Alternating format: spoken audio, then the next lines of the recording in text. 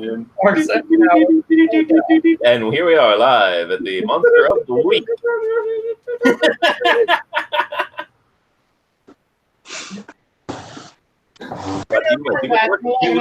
Take it away, Margaret. Yeah, so just as a reminder, we have Roger, who's a senior, who's an initiate. Yep.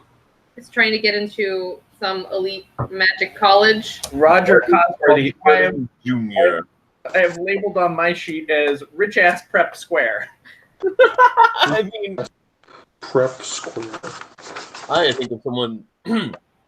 Roger is someone who's going places and who knows he's going places. I have He's Roger Cosworthy Junior Senior. Is that correct? Oh, Junior, right? Junior Senior. Junior. I'm a junior. I am a senior. Yes. Definitely going to liminal state as soon as I graduate. So yes. Billy, who's a spell slinger. Yeah. And you're a freshman. Yeah. And you got to do more tough stuff. A freshman goth kid. Yeah. And then Norville, who's also a senior and who's a mundane. Yes. I am normal. Normal Rogers. Yeah. That's all that can be said of him. No, he also has a two-headed corgi named Oh, Scooter. that's right. That's right. That's right. What's his name again? Scoobert and Scrapper. Right. Okay. Yeah. So, Roger, do you want to roll your? I think you're in good standing with your sect. You were able to get a photo with the. Oh yeah. Just some kind of general bookkeeping. If we're injured, do we have time to rest and Yeah. recover from our harm? Yeah, you're completely recovered at this We go point. It's to been a the while. infirmary? Yeah. Okay. Yeah. Okay, good. They're used to these kinds of things. Was Professor Baijo proud of us? Yeah. Is that by John? By Sean. Yeah. Not by Joe. Oh. It's not right. By Johnny. Yeah, Professor Bajon. Yeah. Professor of Magical Environs. Yes. Nice. Okay. Who was the bad person who summoned the... Oh, yeah, they got free from... Why was the lady have the spiders? They were used in potion making. Oh, okay. Someone had stolen them or they're floating free. Yeah. Yeah, and then they grow. Yeah. They're like goldfish. That really work? What if the goldfish... Are you all familiar with the Shaggy? What's that? Are you all familiar with the Shaggy? No. Shaggy? The meme? Okay, never mind. No. Okay. Later, when we... Oh, shit. Shaggy is a meme that's like Shaggy is this god that's all powerful. It's kind of like the new Chuck Norris. Okay. Oh. Huh. All right. Sorry to interrupt. Sorry. Increasingly uncool over here. Yeah. I don't same. know memes. Alright. I'm going to roll for standing with my sect, which is plus charm. Unfortunately, my charm is -1 because I'm a rich asshole. Okay. Luckily, though, I rolled an 11, so that's a +10. Okay. So the way that I'm going to do this, because it says like on a 10+, they provide some useful info or help in the field. So I think that means that you can sort of call on them when you want. Yeah? That's how I'm going to read it. Read it. Okay. What is your sect? Like the local No. golf club? No, my mentor, who's trying to help get me into liminal state, Bryce Vollinger. You get a rain check for like a Saturday afternoon 9 holes? Don't know. It'll do. Which? I just don't see how this is going to help us hunt monsters, Roger. Hey, man, these people are This evil magic school. many valuable connections. I don't see how it couldn't help, honestly. You know, the help we can get with you two sometimes. Well, You're kind of what's wrong with our society. You know that? In the sense that my kind is what moves society. Yeah, something like that. American. Aren't you cousins? Yeah. Yeah, it's been a couple weeks since you saved Professor Stepanov, I think was his name, the math teacher. Yeah. Yes, definitely. It's been pretty quiet, honestly. You've been sort of, been able to focus on your studies a bit. Professor Baijan has continued to have sort of regular meetings with the Mystery Investigation Club, or Magical Investigation Club.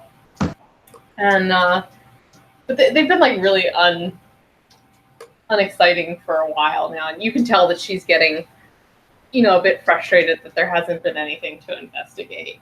Oh, this has been the best club all year. We have something I soon. can't tell you how great it has been. She's like, but this time last year, the club had taken down 3 werewolves. We also have lost 3 students. Well, time's coming up for One of the werewolves was little Jenny. Found 2 of them. Doesn't count if they aren't all in one piece. You round up. divide by 4. Regardless, I am getting a little tired of monster movie night, where it's all documentaries about how to safely exterminate monsters. I'm going to need to put It was a wooden stake on vampires. I mean, haven't they made a new one of these since 1950? What the hell is this? Uh-oh. He's using nickel plating against the werewolf. That's no good, Billy. He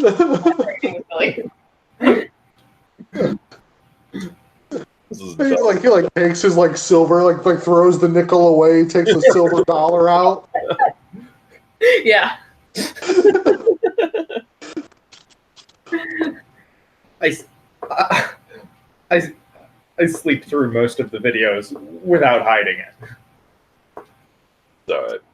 Everybody knows zombies are faster than that anyway. So Professor Baijan kind of encourages you all to spend some time, this is sort of a break right now, and I'm sure things will pick up eventually, but you all should sort of, I think, get to know each other and, spend some time team building. I think would be very good. Let's go to Hot Topic. I need some new clothes. It's all the same to you. I don't want to get too close, Emotional bonds, they don't have to go that deep for a team to function. Anyway, she suggests you go down to the local spring house that's in town. It's sort of like Billy's probably just heard of it, perhaps, but the seniors have definitely been there. It's sort of like the local hangout. No, I've been there. I accepted an ill-advised blind date there. Didn't work out well for them. We should come because Wednesday's trivia night. We could go somewhere else instead. I know a couple places. One of my family friends runs a really nice restaurant over on the other side of town. We don't have to go and mix with the regular people over at the spring house. Get you guys in a local culture anyway. Trivia night sounds good. Let's go.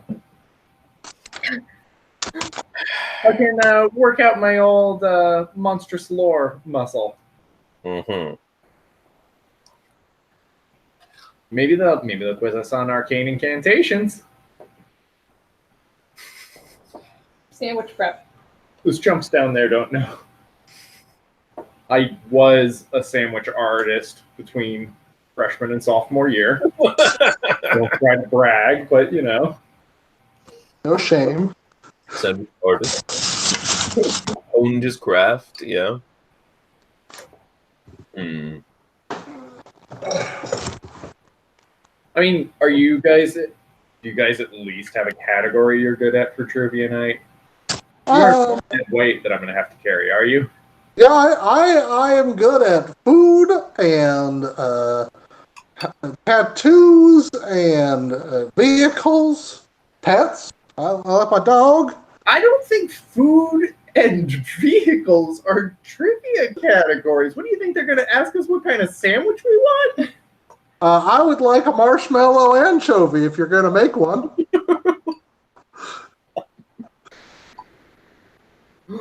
Unbelievable. Roger, tell me. Don't drag me into this. I will go along. I will sit there and spout some random facts if this is some sort of requirement for the club. Typical upper class white male. Think you can just say anything and it'll be accepted as the truth. Prove me wrong. Let's go. It's fine. I can carry this team.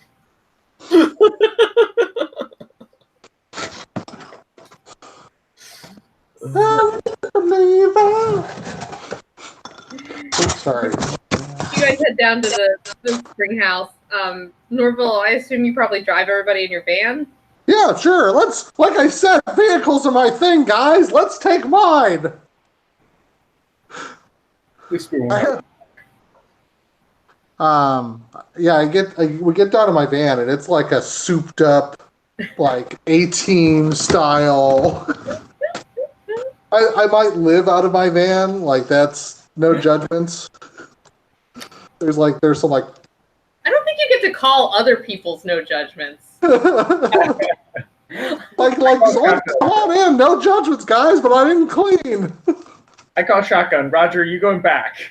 Roger is crammed up trying to touch as little as possible again. So sorry, friends. Scoobert and Scrapper have old shotgun here. What? The hell they do? They like growl at you. Scrapper licks himself like Scooper's growling, Scrapper's licking. God. Good multitasking. I ride in the middle between Norval and Scrapper.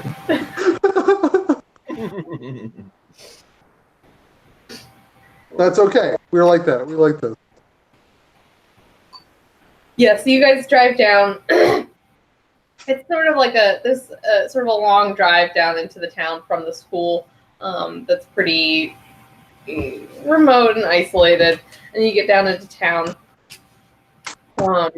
Sort of, the school's up on a hill, so you're driving down into it. You can kind of see the town as you come into it. It's relatively small. You guys have probably spent some time here. It's sort of a mixed company sort of town. A lot of former students do tend to sort of stay in the area, and some of the professors and things have family that live in town.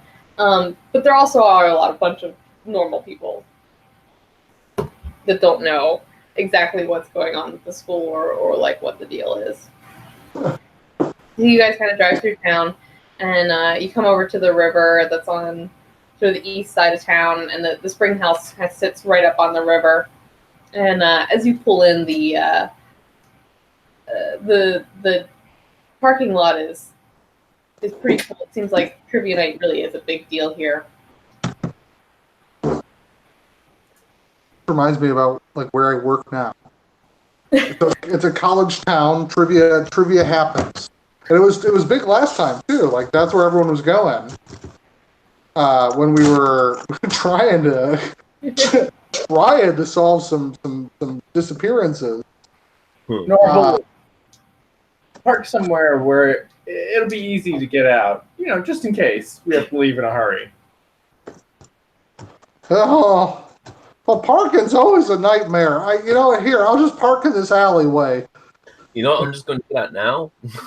Roger kind of opens up the back door and hops out while we're in front of the idling slowly by. Oh, like, be safe, tuck and roll. Using magic to dust himself off and get rid of the smell from the van. What could the van possibly smell like? Old dust and dog hair. And a ham sandwich. And ham sandwich. Yeah, it's stale. That stale marshmallow anchovy sandwich that I lost last week. Oh God. Probably fine. I feel like Cooper would find it. Well, it certainly won't go bad. Yeah, so you guys find a parking spot in an alley or someplace, and you meet Roger inside. You find a sort of table off to one of the sides. You can see a couple of your other classmates in there. You see Oswald and his sort of gang of toadies. Oh, Oswald. Fuck that guy. Roger, we have to beat him at trivia. Oh, Oswaldo Cordado? Yes. When we walk into the bar, I walk up to his table and I say, "Hey, Oswald, funny seeing you here. I didn't know they let fucking dogs in here." Scooper takes offense.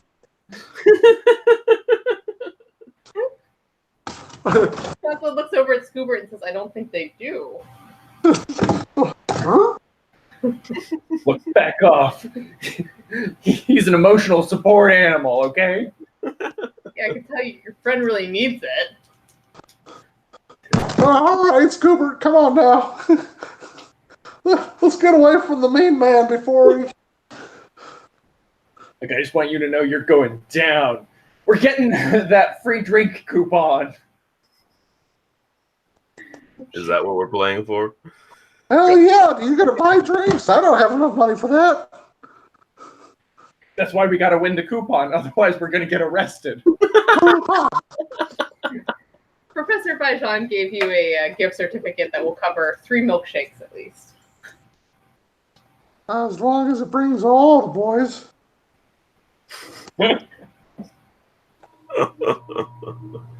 And they're like, it's better than yours. Damn right, it's better than yours. I taught somebody once and I forgot to charge. Never did that. She made a hit on that song. You guys put in your orders, and a young woman comes by.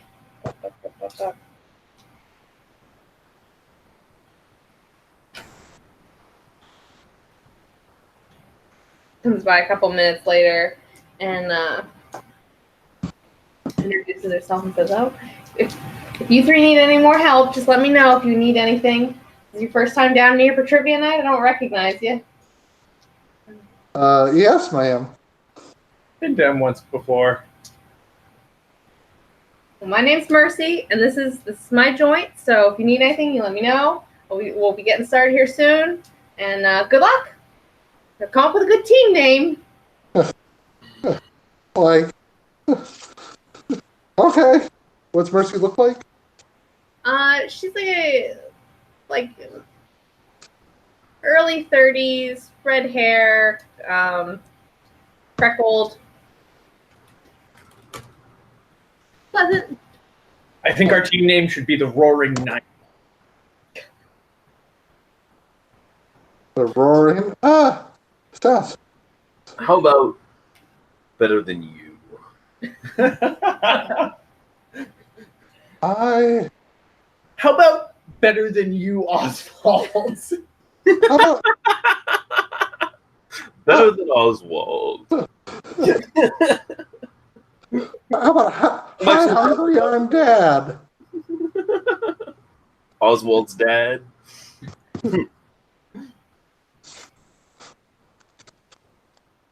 Yeah.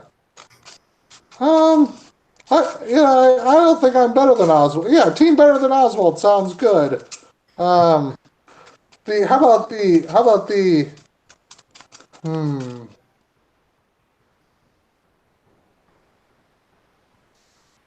leave for Harvard, Oswald's. What? Never mind, maybe it's too many layers deep.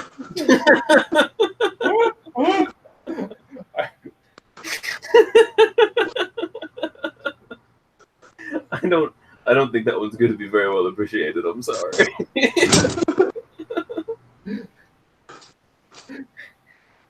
Yeah, so you guys come up with your better than Oswald name. What about Better than you, Oswald team. All right. Sounds good.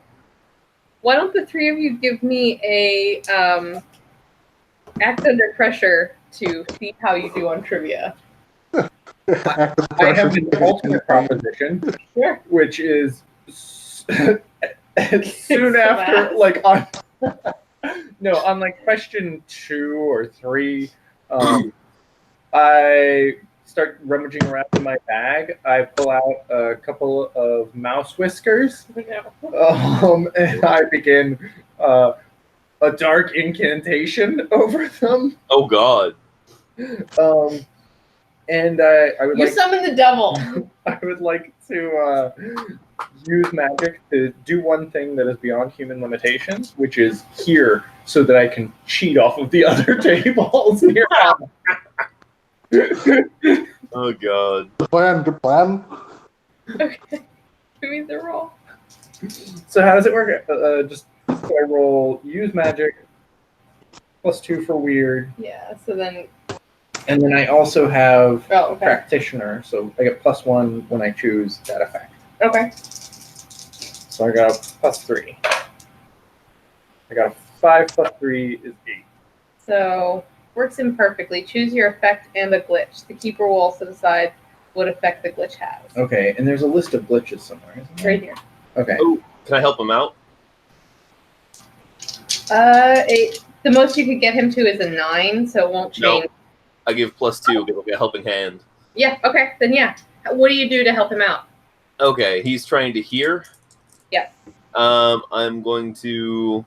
Well, I'm specifically using magic. Right, you're using magic to try and hear what's going on. So you have to help my use magic. Yeah. Hang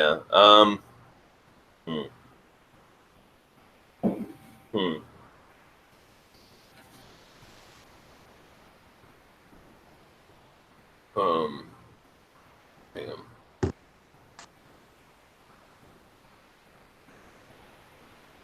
I'm gonna get into a fight with I'm gonna get into an argument with Oswald, and try and raise the level of ambient noise in the bar, so the people he's trying to hear have to speak a little louder to hear themselves. Okay. I don't know. We'll go with that. Where's help out plus cool?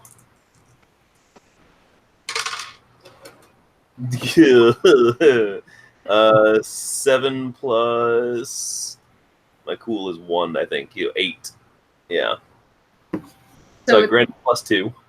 Okay. I also expose myself to trouble or danger. So you're exposed to yeah. In which case, probably turns into a fist fight with Oswald or something. I don't know. We're better than you, Oswald. That's right. Yeah. So You're overcome, Oswald. you head over to Oswald's table and start picking a fight loudly, and Oswald does indeed sort of raise his voice, leading kind of everyone around you to sort of kind of raise their voices as well. And just as like things seem like they might turn to blows, Mercy comes up and says, "All right, you boys, you just split up now. Like, I saw you come over here and pick that fight with him. He was just sitting here nice as you please thinking about his trivia." Nothing that boy ever thinks is really nice. Take it from me. Well, I'll just tell you what I saw, young man, and it was not a well-behaved, sort of. Mm-hmm. Oh, I can't. No, I'm sorry. I apologize. We're trying to have a nice trivia night here, and you're gussying up the place. Even though he was cheating. Did you see He something? was. Yes. He was planning to cheat. He was planning. He's always planning to cheat. She kind of like looks at your spell reagents that are still sort of out on the table, and she says, "Is that so?" And she kind of keeps a harder look at over at your table, but sure, you So my glitch that I choose is you're up to a 9. 10 now, because you had an 8, right? Oh, you're right. Okay. So you have a 10, so without issues. Okay. Excuse me. Yeah, so you're sort of able to hear a lot of the chatter. I don't know that necessarily tells you what's right, but you maybe can hear some consensus here and there when you're like, these two tables are agreeing. But if nobody knows, then that doesn't help you necessarily. Yeah. So I want the three of you give me a what did I say is a act under pressure roll for trivia, but with a +1 for your. All right. Pressure. What is it? What do I add with act under pressure? Cool. Cool. Cool, yeah. And then an extra +1 from his? Or Yeah. Okay. Nice. 6, 7, 8, 9, 10. 10. I got 8. Sorry. 9. 9. And I got a Cool +1. and I got an 11. Okay, yeah. So you guys actually do really well. Yeah. It's because we're better than you, Oswald. We're better than you, Oswald. Throughout the trivia evening, I heckle Oswald. Who would have thought they asked so many food and vehicle questions? You thought I'd be useless. What type of sandwich is it best? That's the deepest sandwich. While driving a 1968 Dodge Charger down Route 66 at 85 miles per hour. Oh, that was Stephen Hawkins. Oswald says a club. Whoa, what an idiot. I feel the mess all over those leather seats. Kind of fool. No matter what the question is, he always answers marshmallow and anchovies, and somehow it's always right. Don't mess with it. It works. Yeah, so the the night kind of goes on, and you can Are see there that, teachers what's that? also? Are there like teams of teacher here too? Are we Yeah. showing up? There's a few teams of teachers, but the questions are sort of like all over the place. Like they're not necessarily like magic related or things like that. So like some of the pop culture things, I'm sure that the students know quite a bit better. So it's actually pretty evenly matched, and the you can tell that the Spring House runs this frequently, and so they try to make it so that you have to know some like a pretty broad. Yeah, it's actually where I start to shine a little bit. You know, it's the mundane stuff. Yeah, a good Ariana Grande question. No one else heard of her. I listened to her in my van. Side to side. More than I couldn't sing an Ariana Grande song. So the trivia night ends, and you guys actually like kind of squeak by with a win, like 1 point over Oswald and his Goonies. With a lot of help from Billy, kind of listening in on the different tables. And you do actually suspect that because like some of the questions were like, you know, who is the 1950s tennis champion at Wimbledon? You suspect that Oswald was also cheating. Oh, well, no, that one's easy. That one was all for these Arthur Federer no tennis. Of course, you know tennis. I'm impressed, Roger. One of us has to have some sort of class. You're worth more than an empty sack of potatoes in this. Glad they asked that potato question. At the end of the night, it's getting pretty late now. It's probably like Would we win? 11. And Mercy kind of gets up and she's reading off the final tallies, and she's like, and in first place, we're better than Oswald. And she like kind of like leads a little clap for you guys and I gives jump up on the table like, yeah, screw you, Oswald. pretty pointed glare after his behavior. So she's like, she starts going through the prizes, and so like she gets to the third place prize, and it's, you know, like a drink coupon, and she's just getting to the first place prize, and she pulls out just like sort of an elaborate gift basket that has a bunch of sort of like treats and goodies in it, and you can see there's a couple like free milkshakes in there, and some like coffee things, just like some nice things. I love coffee. She holds it up and she says, "So in first place, we're better than you." And then she kind of like everybody's sort of watching her and listening to her. She's sitting up on like a sort of little stage holding a microphone, and she just goes kind of blank for a minute. She's still holding the microphone and the basket in one hand, and you see her just kind of put the basket down as she's like just sort of staring off. And then she puts the microphone down, and she steps off the stage and walks towards the door. And you see one of the other sort of employees at the spring house kind of look at her confused and get up and sort of take her place and get the microphone. And he's like, better than Oswald? And he kind of motions to you guys. Yep, we'll take that. Thank you very much. And, yeah. Yeah, Norval's kind of worried. Is there a way to roll for detect body snatchers? Or to I've seen this before. Yeah, or kind of like run over and intercept Mercy. Yeah, why don't that'll take more time than kind of just assessing. So Norval, why don't you give me a read a bad situation? Oh, what's my gut say? I got only a 6. A 6? Only a 6. Okay, mark experience. Marking my experience, which actually gets me to a 5. Sorry. Which means I can buy another improvement.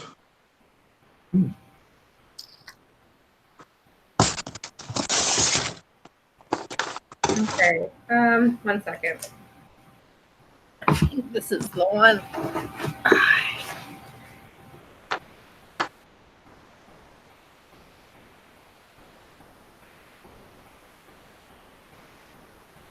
Get nothing.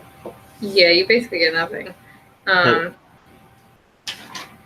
think this is like you reveal something.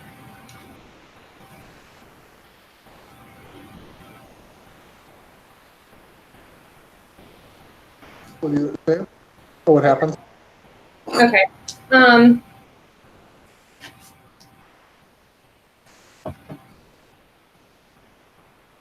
Yeah, so you get up to kind of like get a better view of what Mercy is doing, and Billy's also getting up and sort of about to go over and kind of see what's going on with Mercy. And as you get up to kind of get your better view, Norval, you trip on Scoobert, who was sleeping underneath your table. Oh, Poppy. You had sort of forgotten about, and you momentarily block Billy's path for a second, and Mercy walks out the door. Damn it! Damn it, Norval! What did I do? Go get her gift basket. Oh, Roger's already on the way to get that. He's definitely interested in what they won. There might actually be something good in there. You never know. Yeah, there's lots of like little goodies in there. Anything valuable? Anything interesting? Or is it just mostly... There's actually a bunch of like artisanal, locally grown sandwich materials. So like fancy mustard, Oh, breads, and anchovies. Not bad, not bad. You know. Oh, it's like Mercy had someone take a basket out made just for me. Pretty much. Okay, well, I'm end off. I hope there's a in there too. Otherwise, we're gonna be in trouble for the second milkshake I had. Forget what I said about not making emotional attachments. I'm attached to this basket.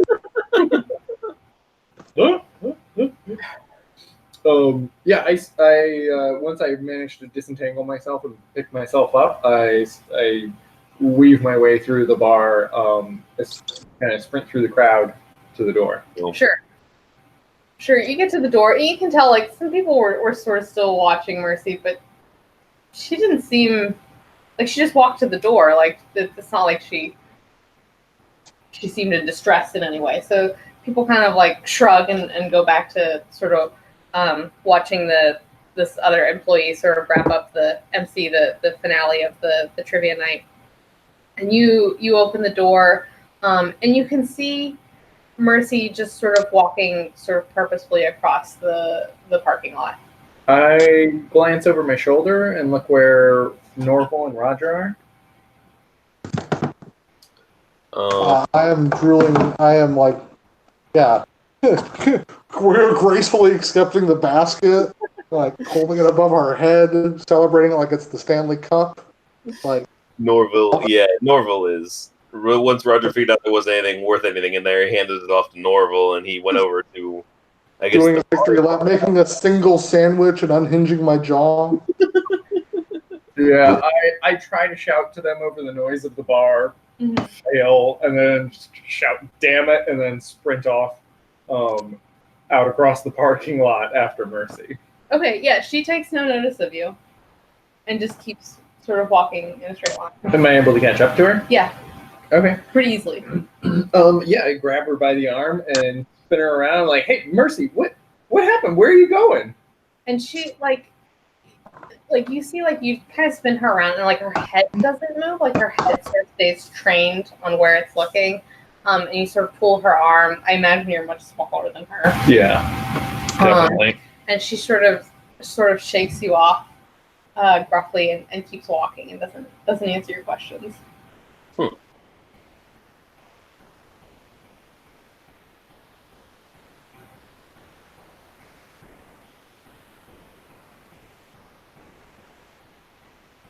Huh.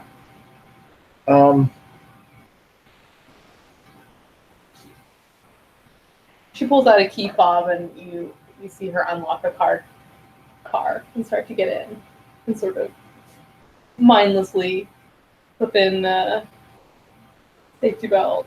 I rummage through my pockets and like pull out my keys, and I quickly like open the little key ring and I pull off a little Hello Kitty like plastic fob, and I pitch it onto the dashboard, like through the passenger window, or like as she's getting, I pitch it onto the dashboard of the car. Okay, give me a act under pressure.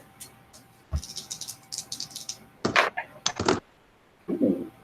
I get an 11. You're never gonna level up. I know. Sorry. 11. Yep, that's fine. Okay, yeah, so you just said I wasn't sure if with an 11 you got something extra.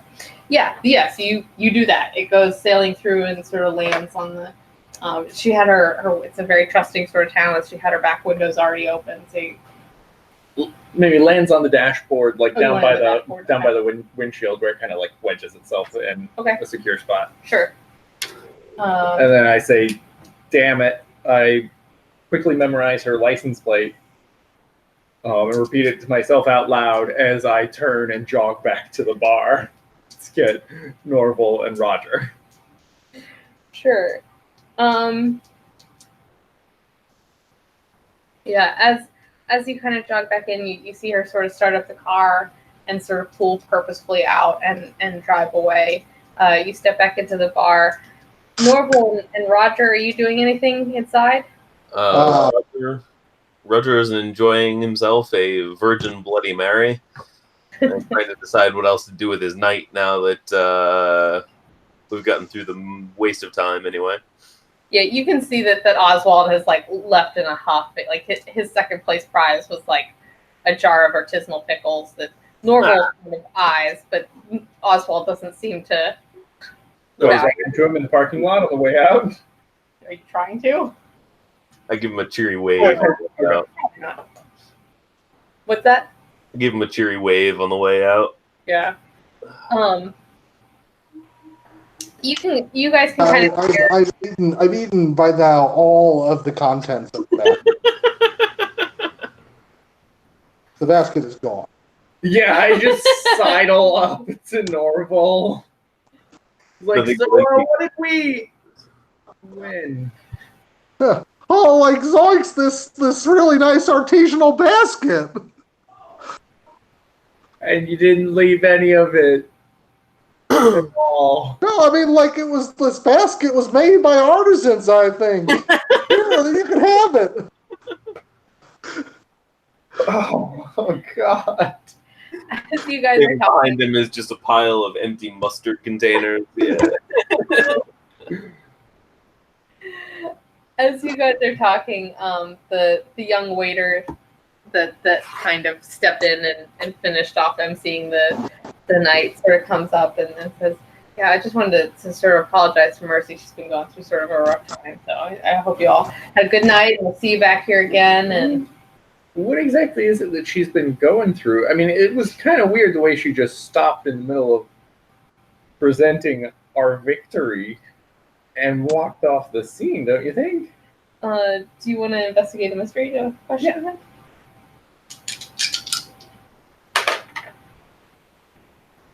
I got a 6, 7. Okay. Sorry. So I get a hold 1. Okay. Yeah.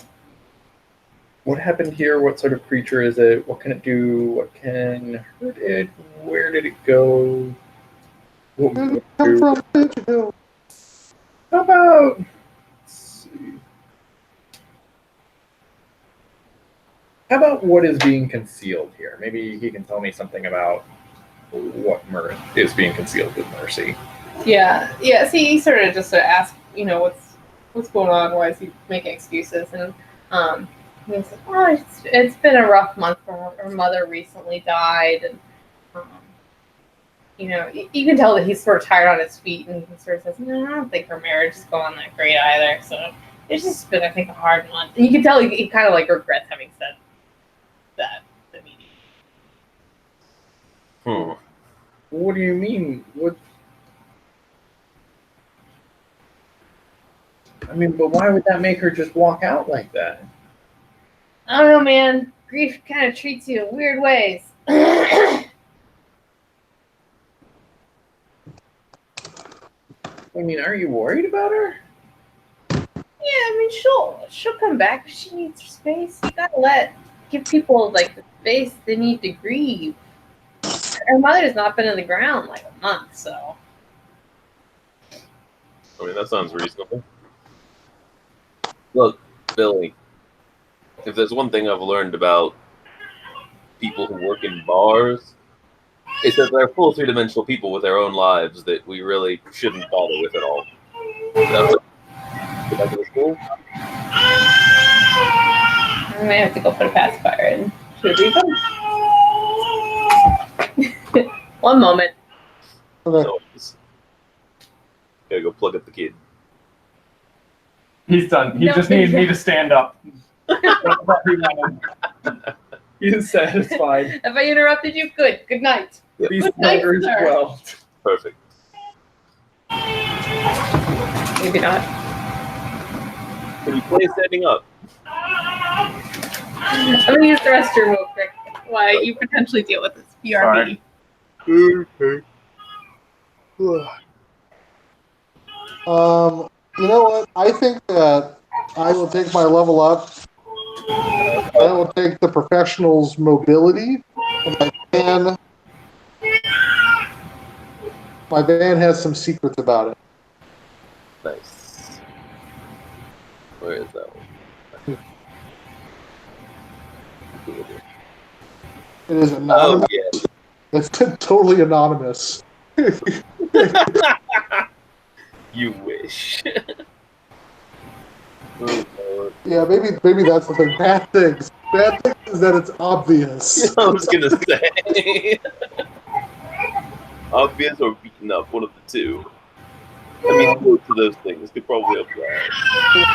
It has sleeping space. See, I don't think I should take this. I already have this. I was gonna say, you're driving an old ass van anyway, unless you want like surveillance gear and weaponry. Never mind. Yeah, I was like, let's get concealed weapons, sleeping space. I can have stuff in there. But it's supposed to be like a mobile monster thing. But Yeah, it's supposed to be like a mobile ops station. Yeah. Tom, what are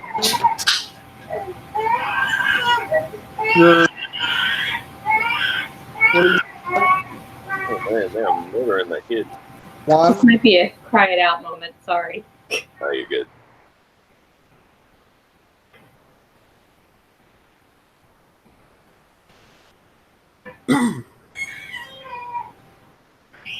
Going well.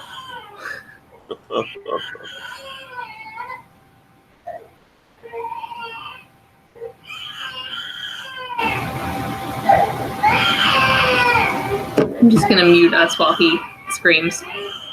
No.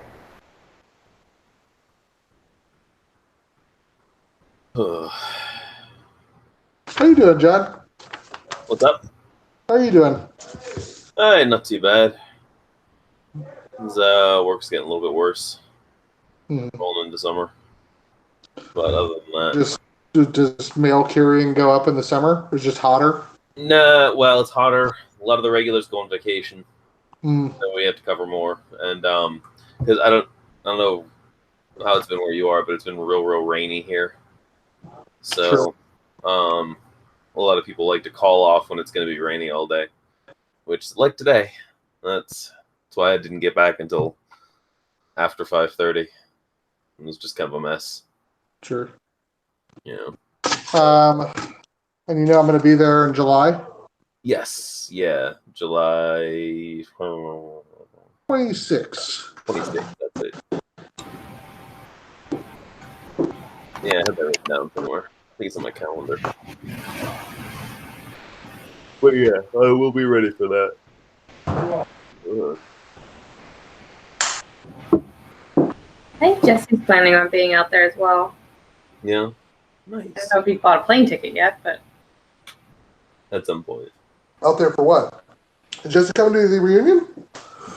You should. yeah. Oh, Nice. nice. That's on the 19th. What reunion? Our 15th The what? our 15th year high school reunion. Oh God. Is that coming up already? Yeah, that's this summer. Are you not been made aware?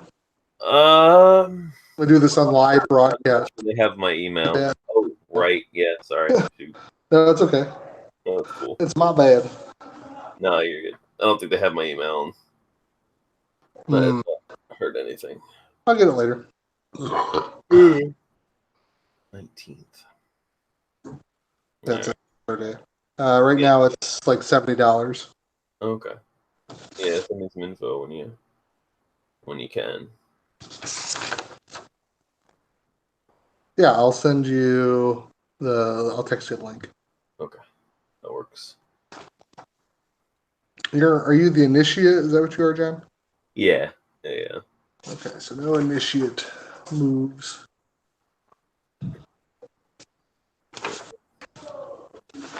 It was tempting to take one of your moves. What you doing? The mundane. I think it's To help someone one? the power of heart. I think it's called. Yeah, the power of heart to help someone.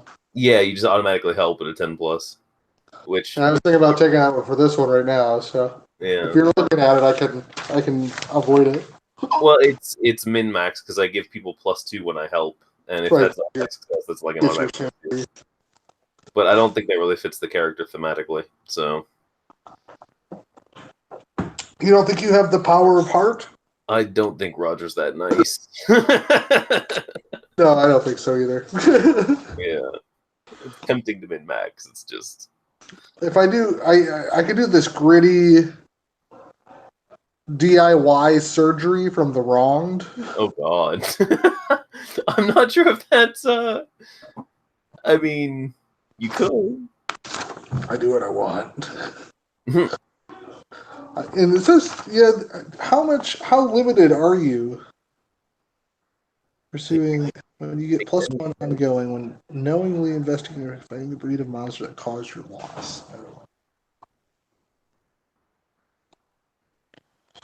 Safety first, fervor doesn't kill me.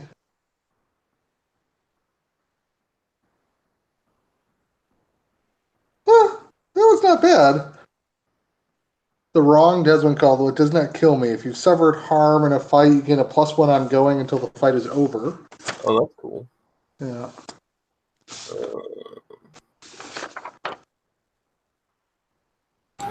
We are going to do something called Cry It Out. It may take 10 or 15 minutes. Okay. So keep you posted.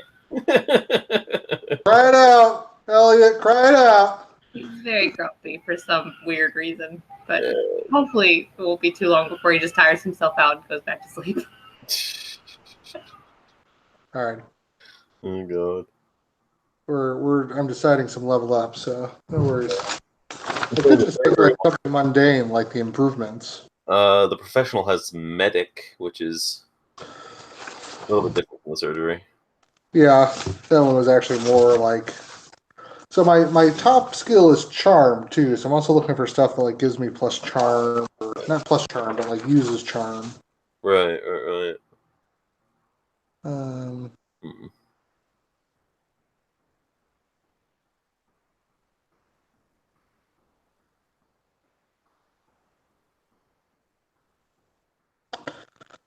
you suffer one. I am immortal. The immortal Shaggy. Yeah, when I finally ascend, I'm gonna take the divine. I think I could get light Light. shapeshifter.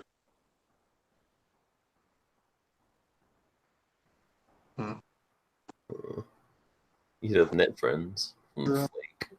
I use the plus charm. Say which one? Net friends from the flake. You know people online. You can get them down. Man, I have a mobile no mobile Wi-Fi. Yeah. They're able to helpful. They can help you fix something, break a code, hack a computer.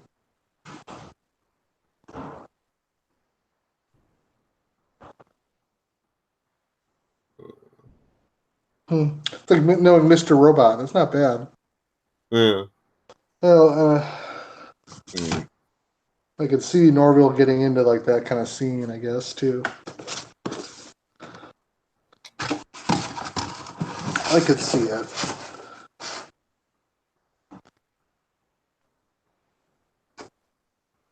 I'm making a church right now, John. A church? Yeah. Oh, your things are cutting over there. I was wondering about that. See? Oh, nice. Yeah. Yeah.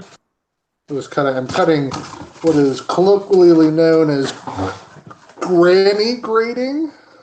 Granny grading? Yeah, it's used for needlepoint. Oh, yeah, I know what stuff you're talking about. Yeah, it's essentially just like a plastic grate or lattice, Yeah. but it will serve as kind of like a barred window. It works pretty well for that, actually. Yeah. What are you making it for? No reason. Just because? D&D. That's fair. Oh man, I think I might sell them eventually. I found enough people at work to make a D&D like in person. Oh yeah?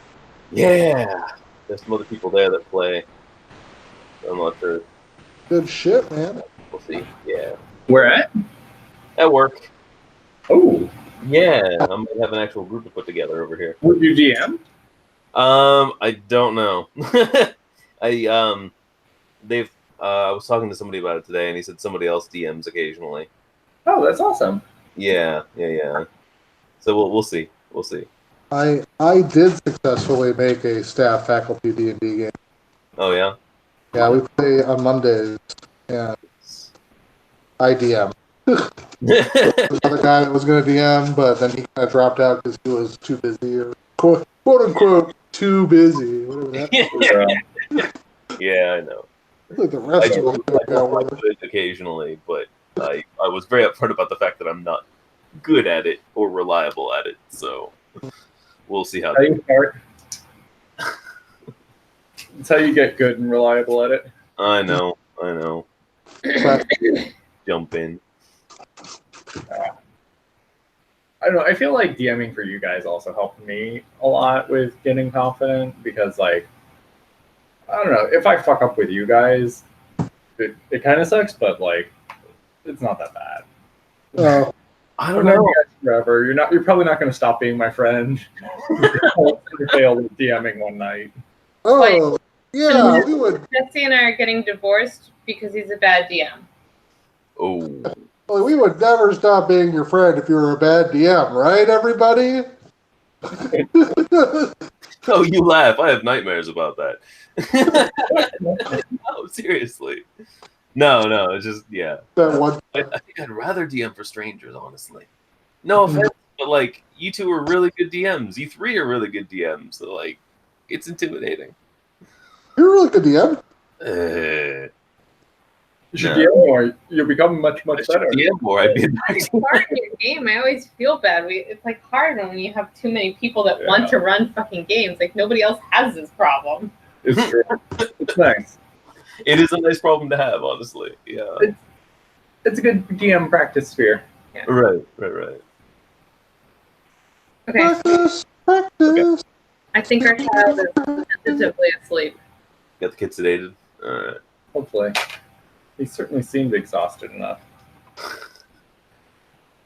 He was just like rubbing his eyes and screaming. He's like, yeah, I'm so tired. That's what I do. That's how I try to fall asleep at like 2 a.m. Like tears involved. You just Like gotta so cry tired my out. eyes just are watering. Yeah. Exactly like our son. His face is like bright red. Eyes are bloodshot. Yeah. It's good shit. Shit. Oh, yeah. What do you guys do? Norval ate all the sandwiches and didn't leave the rest What? of us. Like there was only enough for one sandwich. What did you expect? What's in there? Jeez. Well, what a sandwich. Didn't even get a bite. That's what I'm saying. There was only a single bite's worth. It's Aw.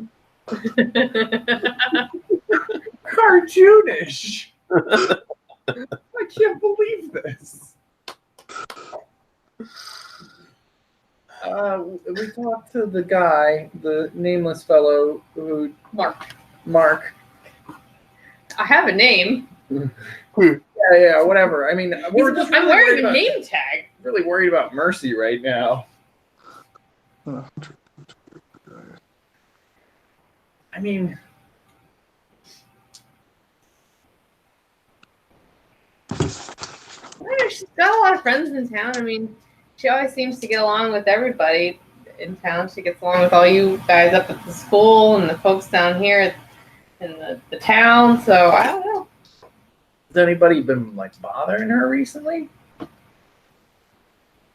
What, like harassing? Yeah. No. Everybody loves Mercy. I mean, it just seemed like something was wrong with her. I mean, I pulled her around and she didn't even acknowledge me. Does she know you? I mean, she said hi to me at our table. Anyway, I gotta bust these tables, buddy. We're closing in 20. You want any fries or anything? Kitchen is closing. Come What? on. Right. Let's get back to school. What? Yeah. Why don't we get out of here? Before we leave, I just can I investigate a little bit just to see if there's anything weird around the bar? Sure. A dream. Investigate? Yeah, investigate a mystery. 8. Okay. So I get a hold and a thing. What happened here? What happened here with Mercy? You are kind of poking around the bar a bit, and you go up closer to the stage, where they're sort of like cleaning up the amps and speakers and things. They'll put some like tables back where the it's like just a little temporary stage they put up every Wednesday for trivia night. Fridays they have like open band night, stuff like that. And as you're sort of just poking around, You hear two of the professors sort of chatting from the school. And you just hear one of them sort of say, yeah, that did seem really strange. She just sort of walked off. But, I mean, you know how those folk are. And the other professor says, oh, what kind of folk? And she says, I assume she's got some of her mother's gifts. I mean, her mother's a pretty talented psychic, and that's what I was talking about, how she had such a prestigious line. Kept saying that she was descended from Helena Blavatsky, the great spiritualist. You can spell it however you want to say it. It's not important. For my level up ability, I'm going to take Grifter from the Crooked. Yeah, nice. So Okay. I always know what someone wants before I manipulate them. Okay.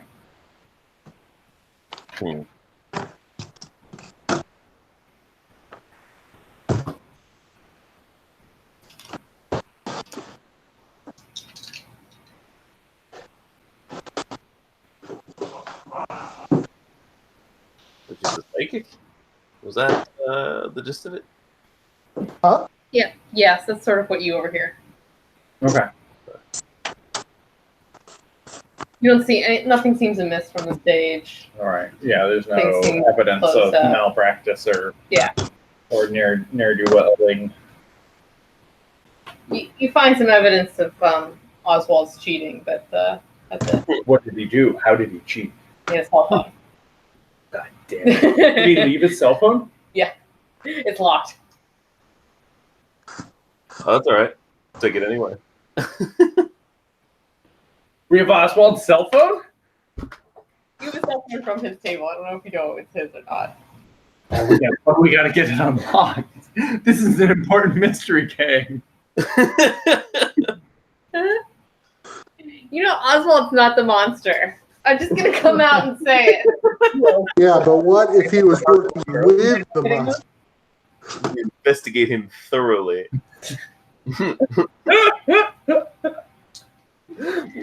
Was he at trivia night with any cute girls? I mean, probably. He's got like a group of like cool kids from the seniors group. They're all like seniors, so it's like a mix. Cool. Hey, Roger. Everyone's cute to somebody, Billy. You've got all the rich preppy shit. Do you have any like contacts or anything that could break into this cell phone?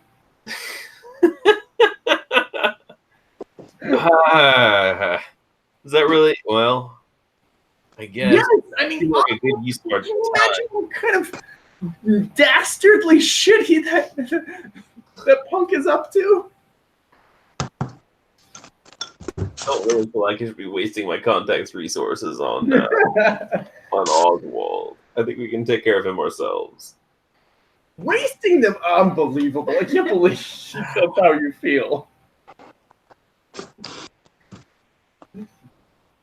People like him are what's wrong with this world.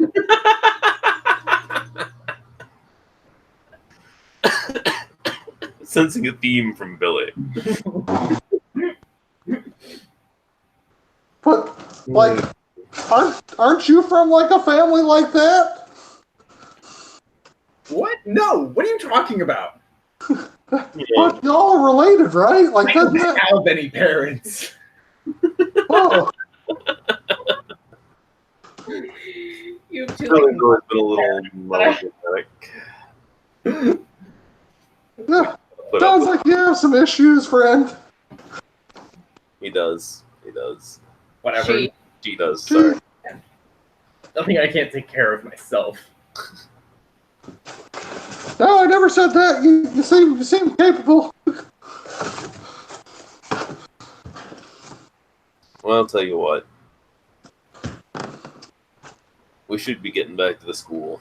Yeah, well, But if this is a psychic similar thing with the bar lady, it could be something for the club to do. And to be honest, it's been pretty damn boring the last couple of weeks. I'm Just hesitant. movies over again. It's true. So- I can't watch another 1950s informational. I haven't watched the last 3, I'm pretty sure. To be fair, the Well, last like- 3 were all ones we had already watched. There's always something new to learn, you know. We haven't done bananas. Can I roll follow my gut? Yeah. Didn't you already do Oh. that?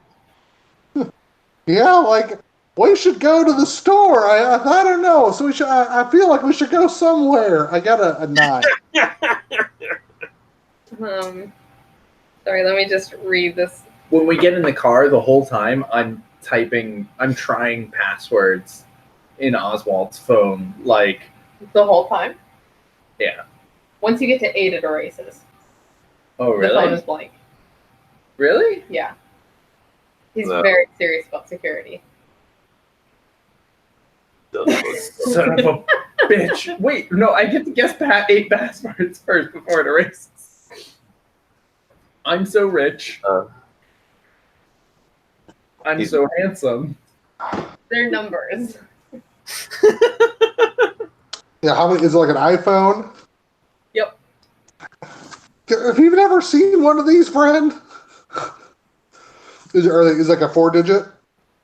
I mean, look, Presumably, yeah. I don't have an iPhone X like all you preppy bastards. Oh yeah, I don't really use them that much either. I suppose Oswald is just about well off enough. He thinks an iPhone X is fan. It's alright. Can Jesse roll like a permutation, like 1 versus 125,000? Is that something we?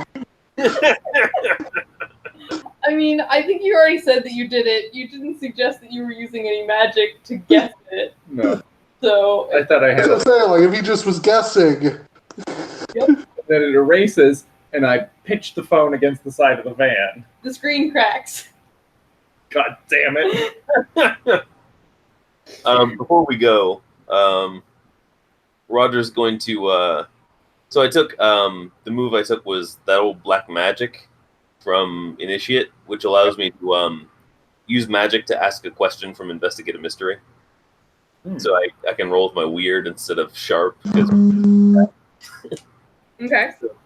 Roger's going to pick up on the way out. Pick up the bar towel that Mercy was using, and try and use that as a focus to ask a question. Sure. And that's a 6, 7 plus 2 is 9. So You 1 or 2. it's use magic. So it works imperfectly. I get to ask a question, and then you choose a glitch, I guess, for the question. For the magic. So Okay. I understand that. Okay. yeah, I wanted to ask where did it go? Where did Mercy go? Where was she headed? Do you get to choose the glitch, and I get to choose how it works? For So there's like at the bottom. Do you have the I choose. Oh, I see. I at the see. bottom on the left it says glitches? You pick one, and then I get to say how it works out. Okay. Weakened, short duration. I'm doing this off the cuff, so probably it would be the effect is weakened. Okay. So what's the question you're gonna ask? Where did it go? I want to know where Mercy was headed.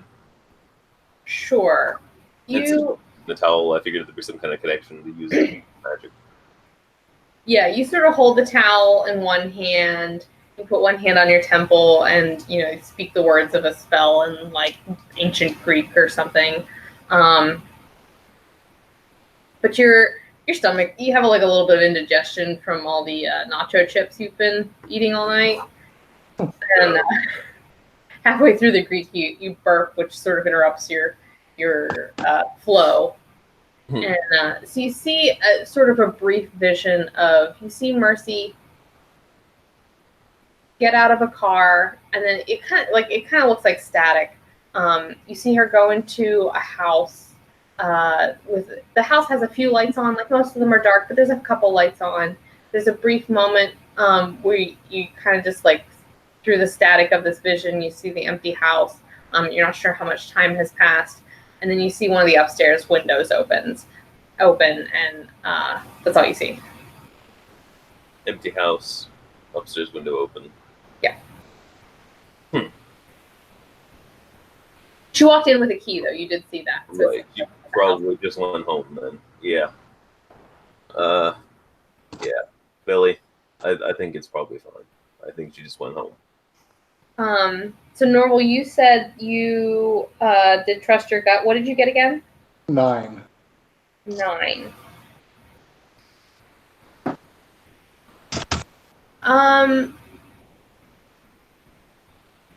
You hear that there's this occasional pop-up hot dog stand right across from the old cemetery.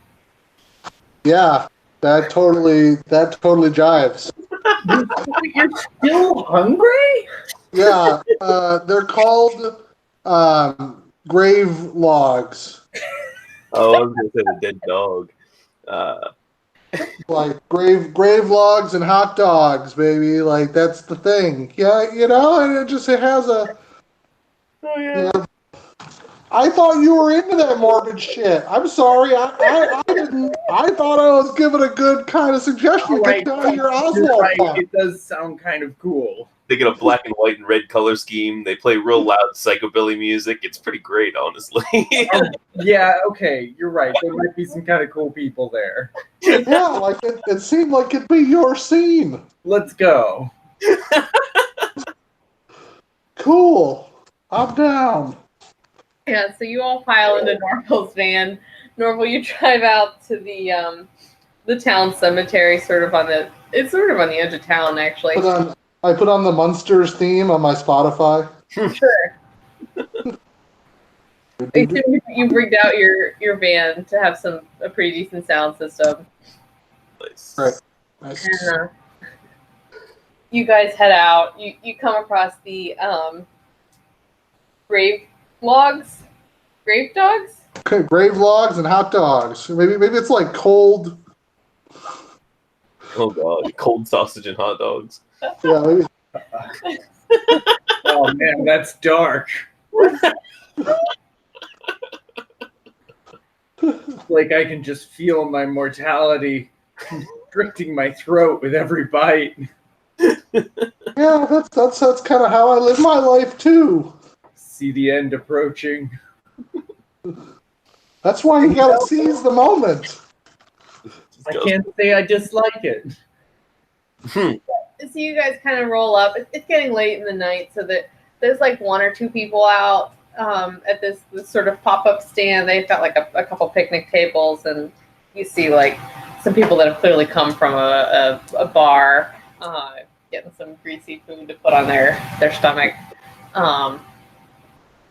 You'll put in your orders and Yeah.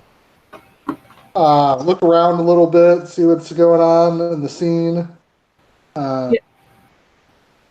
As you can kind of see like the cemetery, is enclosed in a fence, and it kind of looms up over top of you. It's sort of positioned on a hill, sort of directly across from sort of where you're sitting. You can see an actually relatively large and ornate mausoleum, sort of unusual for the U.S., I'd say. And A Mongolian? mausoleum. Mausoleum. Did I say mausoleum? No, I was totally willing to believe that I said mausoleum. I was like, what's a Mongolian doing there? Is it a Mongolian grill? Oh, Mongolian. I didn't even hear you right. I was like, a mausoleum made of linoleum is a mausoleum. Mausoleum. I like it. And you see there's like been a bunch of recent flowers sort of set out there, and you all sit down to eat your hot dogs. It's getting pretty late now in the night. You guys, it kind of took you a while to find you didn't have a precise location for this pop-up hot dog stand, and it's not exactly on Google Maps. So you had to drive around the cemetery a bit to actually find it. And the service is sort of slow as well. So it actually takes it takes you quite a while before you actually get to sitting down. Yeah, but they're to die for. Get it? You guys, Everyone's dying to get into this place, right? Norville makes a bunch of terrible puns like throughout the. you're worse than my dad. But you didn't have a dad. Yeah. Right? Yeah. No, I don't.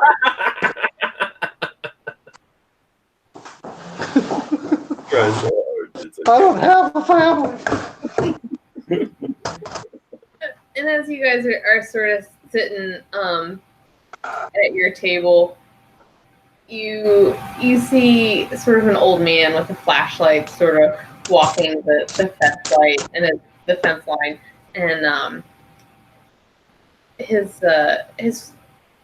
flashlight is sort of swinging from side to side. He's kind of like just looking around as he walks from the inside of the cemetery, and as he approaches, he's like, "Damn grief, hot dogs, dishonoring the people laid to rest here." Huh. Look at this local color. I bet you he doesn't eat hot dogs. Yeah, he hears you say that. You see, like, the flashlight starts to swing over. He's like, "Damn kids! Huh. Always Oh, meddling." sorry, sir. Just enjoying the hot dogs. It's really triggering for me when you call me a meddling kid. That's exactly right. It's, Oh God! These folks want to rest in peace.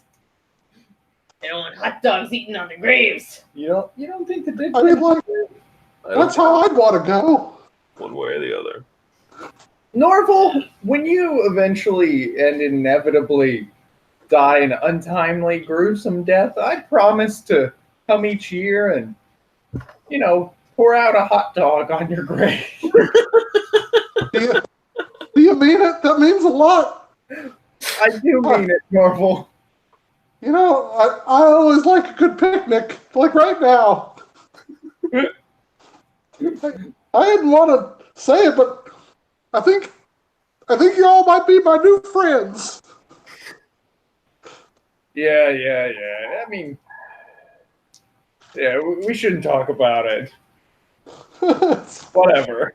I see that. What? Maybe we get back.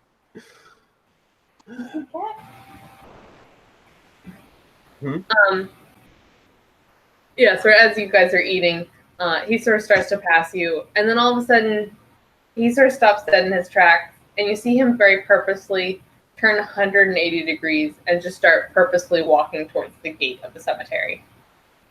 Huh. That's not strange at all. Forget something? He doesn't answer. Hey. Huh. Oh, bye. Well, that's weird. More hot dogs for the rest of us. He gets over to the gate and starts to unlock it. Yeah, let's, Huh. Kind of seems like the same thing that happened to Mercy. Yeah, it looks similar. No. Let's just ignore it. Guys, no. Stroll along behind him. Norval, I think you should go check this out, honestly. No, I think it would be important. I was enjoying the hot dog, and You Yeah, got your great prize here, sir. it you know looks what? Chili. You know what, Billy? Major comes up. oh, thank you. Fine, those aren't his. I was hoping to cheer you up, so I guess I'll check it out. You just enjoy your hot dog. I'll be right back. Good, about time. Gotta walk off all of our dinners that you ate. Share any of the gift basket. There's some gift cards in there, unless he ate those too. A gift I'm card. pretty sure he ate those. Oh, that's what the crunch was. I thought it really added to the character of the sandwich, though, that's for sure. Unbelievable. Anyways, I'll go check it out. Yeah, so you sort of set your hot dog down, walk over to the gate. What are you doing? He's opening up the mausoleum? He went No, in? he's opening up the gate to the cemetery. So there's you guys are on the outside of the fence of the cemetery. Yeah, I'll go check out the mausoleum. There's a big one. Well, he's still opening the gate. He's on the other side. The fence is in between you. You're not in the cemetery yet. At this point. No, but he's I go talk to him at the gate. Sure. You sort of go up to him and you see him sort of fumbling with his keys. It seems like this gate's maybe not used a whole bunch, so the lock sticks. And he's really focused on it. Like, hey friend, what's going on? You hear the lock click, and he starts to pull it open, and he says, yes, come on in, and he pulls the gate wide. Oh, I was totally going to take a ghost talking one, too. I didn't take the ghost talking ability, but I was close, Margaret. I'd have this so solved right now. What's like going on, man? Here, yeah, I walk in, I walk out, I walk in. What's going on? He's just sort of like blankly holding the gate open. And as you do that, you feel something large and sort of furry brush by your elbow very quickly. I turn to see if there's anything there. Yeah, do you want to read a bad situation? Yeah, I will read a bad situation.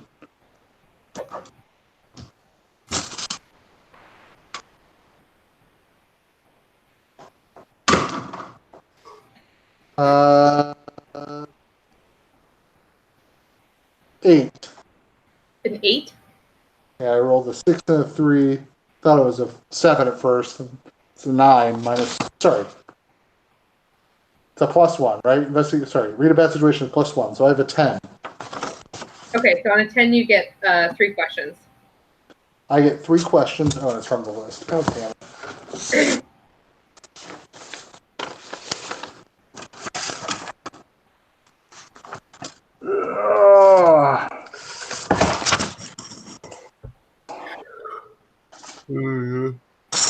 Alright, so I would like. Oh, and I just felt something go past my shoulder. Yeah. Do I see anything? Is it still? I mean, it's pretty dark. Oh, it's just that it's dark, and not that these things are invisible. I don't think you know that. It is dark. If it was dark and they were invisible, I can see a man with a gate right here. Is there anything next to me besides man and gate?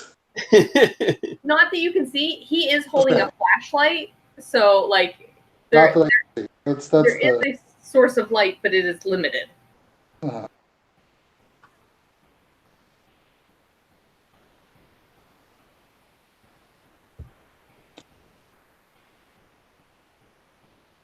Are there any dangers we haven't noticed? Yeah. So, and you can ask these one at a time and react as you get answers. Yeah. So, as you kind of like look around, you feel something very large go by you and slip into the gate. You can tell from sort of a brief glimpse in the flashlight, this is something animalistic, down on 4 legs. It is not invisible. You do see a flash of something, and then it's sort of gone very quickly up the hill.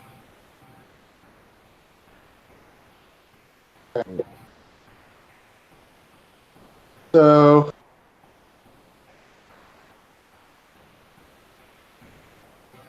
what's the best way to protect the victim?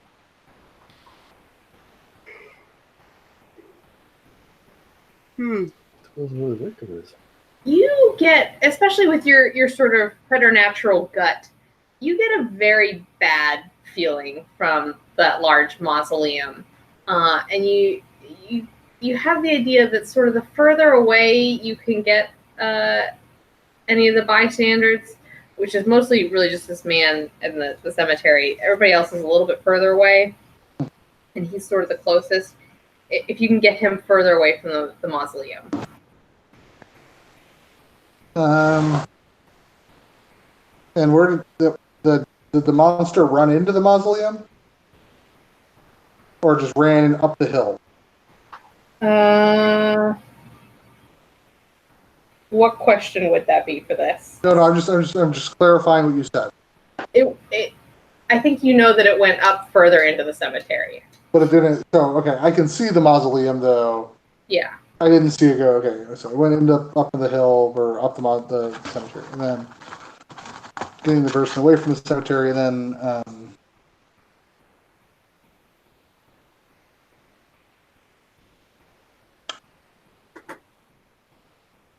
What's the best way in? To the cemetery? Through the gate. No. To the mausoleum, maybe, I guess? Yeah, so you can see the mausoleum. From the sides that you can see, it seems like it's a pretty solid stone structure with a sort of iron gating all around it in all of the openings. And you see a huge chain and padlock that looks pretty serious on it. You do see a bunch of flowers in front of it, so it does seem like somebody has been visiting it quite a bit recently. But it actually looks like just through that gate is really the only way that one could get in.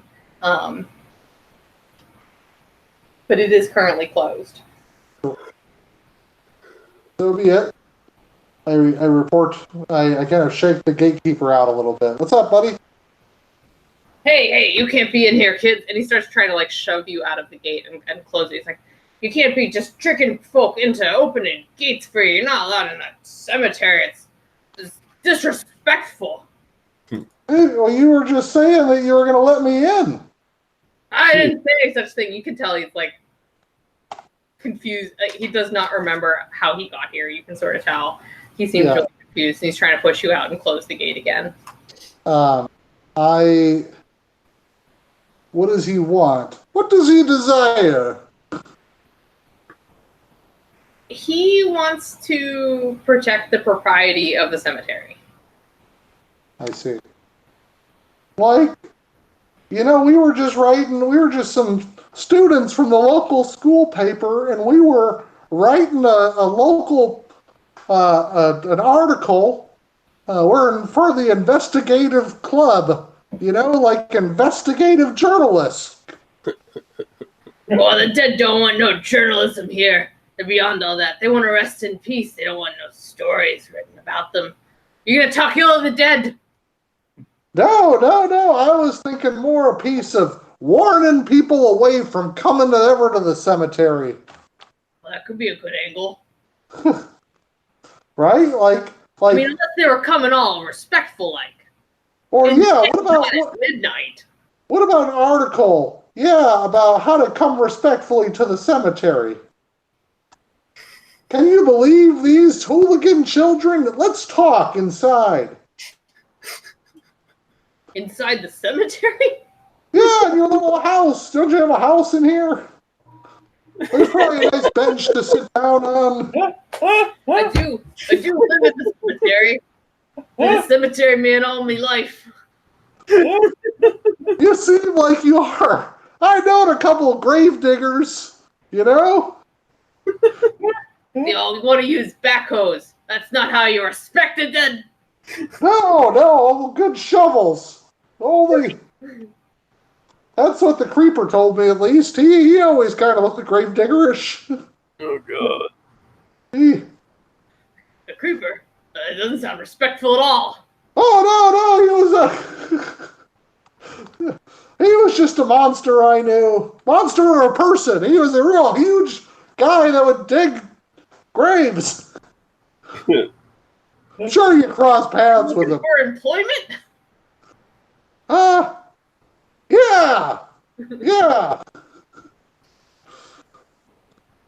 Why don't we talk about it inside? I kind of like push him inside and kind of motion everyone in to kind of come in and storm the gates a little bit. Sure, you can kind of see he's like a little bit taken aback, but still pretty confused, and he kind of locks the gate. Yeah, I'm kind of banking up. Yeah, I follow along. I wave bye to the wonderful chili cheese fries man. You can't bring that in the cemetery. What? Yeah. I can't bring my chili cheese. What is this? An airplane? Just I put him on the side of the curb in a discreet place around. The monster is not. Here, I'll eat it. You're not gonna. And come back for him later. No.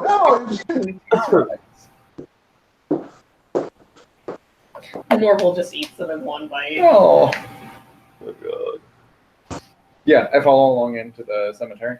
Yeah, so the kind of groundskeeper says, "Oh, okay, we can go to my house, have some tea."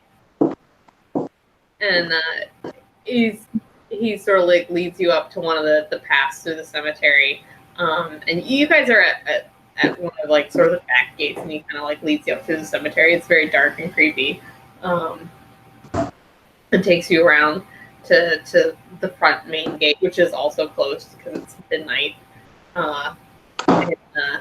He's got like a very small sort of like 2-room shack. There's like a sitting room, kitchen, and a bedroom that's sort of closed off. Now we're kind of walking a little bit. I was gonna tell Billy and Roger about the monster. Okay. You saw some kind of wolf creature? Werewolves? Werewolves don't hypnotize people. What? Like, I don't know, but it was big and furry. Who knows? Maybe it was Oswald all dressed up for a convention. But all I know is that it was running into the cemetery. No, this is a lot of judgment going on. This is the second time something weird has happened, and I mean, I don't think Oswald is clever enough to put on something like this. I think that, I mean, maybe this gravekeeper will know something, but if not, I think we should go check out the mausoleum. Yeah, I suppose we should. I mean, if there's some weird shit happening in the graveyard down here or in town, it's only a matter of time before it makes its way up to the school. Oh, yeah, that's definitely a club activity. Well, like, as long as it had a padlock on it. I mean, unless you all have a key. Does this guy have a key? He's got a large key ring full of jangly keys. Sounds good to me. Look, sir, I mean, your offer of tea is very nice, but really it's a better time for a nightcap. How old are you? 21. He scoffs and hands you a mug of hot chocolate. Oh, God. Swiss Miss. It's an adult hot chocolate? As adult as you are. Got any peppermint schnapps? Got marshmallows in it, Missy. Can't have adult hot chocolate with marshmallows. Yeah, he hands you some cups of tea, and he hands Billy a cup of hot chocolate with marshmallows in it. Oh, God. So I've got lots of opinions on visiting graves. Like what? You should bring flowers, but nothing too fancy. Things like lilies, no color. Sometimes people bring things like carnations. Ugh. Unseemly. Yeah, I agree. Lilies are very nice for they kind of have the whole spooky thing going too. Right. We were hoping that you're going for in a how graveyard. do you properly go into a mausoleum? I always wondered about that because that's different. Do you want to try and Would you be able to show us how to go in and properly visit and respectfully visit a mausoleum? We don't do it at midnight, I can tell you that, son. What time is it? Midnight right now? Yeah, it is. It's pretty late. I mean, some of the old texts that I've read say that, that's why you have like the Day of the Dead, where the whole families go to the cemetery at midnight to pay their respects to their departed loved ones. Well, I say Mexico. So- You speak English, don't you? I mean, yeah, naturally. I'm just saying, the witching hour it's called that for a reason. When sometimes the dead are closest to. I don't hold by witching, young miss. Youngness. You want some more marshmallows in your Switzerland? Oh, thank you very much. I finished all of mine.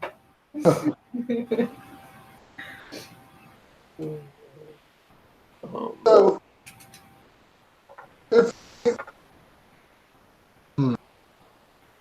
are you trying to like?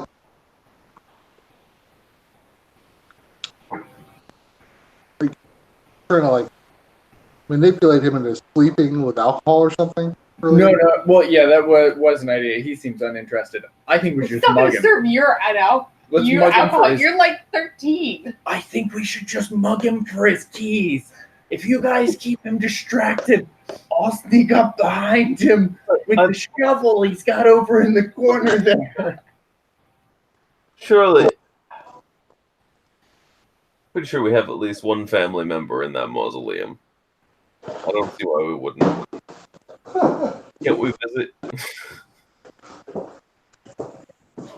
Maybe it's your parents. Maybe your parents are in there. That's so bad. Probably true. They have been dead a long time. No. And nobody really knows them aside from me. So. Trying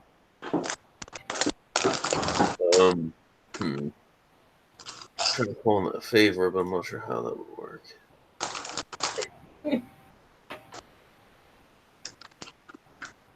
Like, Busies himself like making a little cookie platter to put in the. Where are his keys? They're on his belt. I will help out Billy. What are you doing? I'm distracting while she's stealing. Okay. I do not distract. You gotta see. You don't? Roger's gonna help too. He's gonna launch into a long explanation of his family tree and the people who might be buried in that mausoleum that he should get to go see. Occupy the guy's attention. Yeah, do you want to give me a act under pressure to try and Yeah.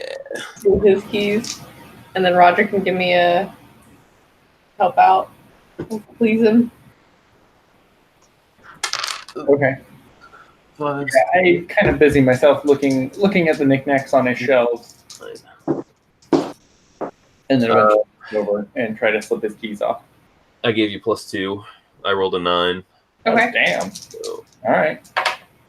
Oh, I guess also 13. put myself to trouble and danger.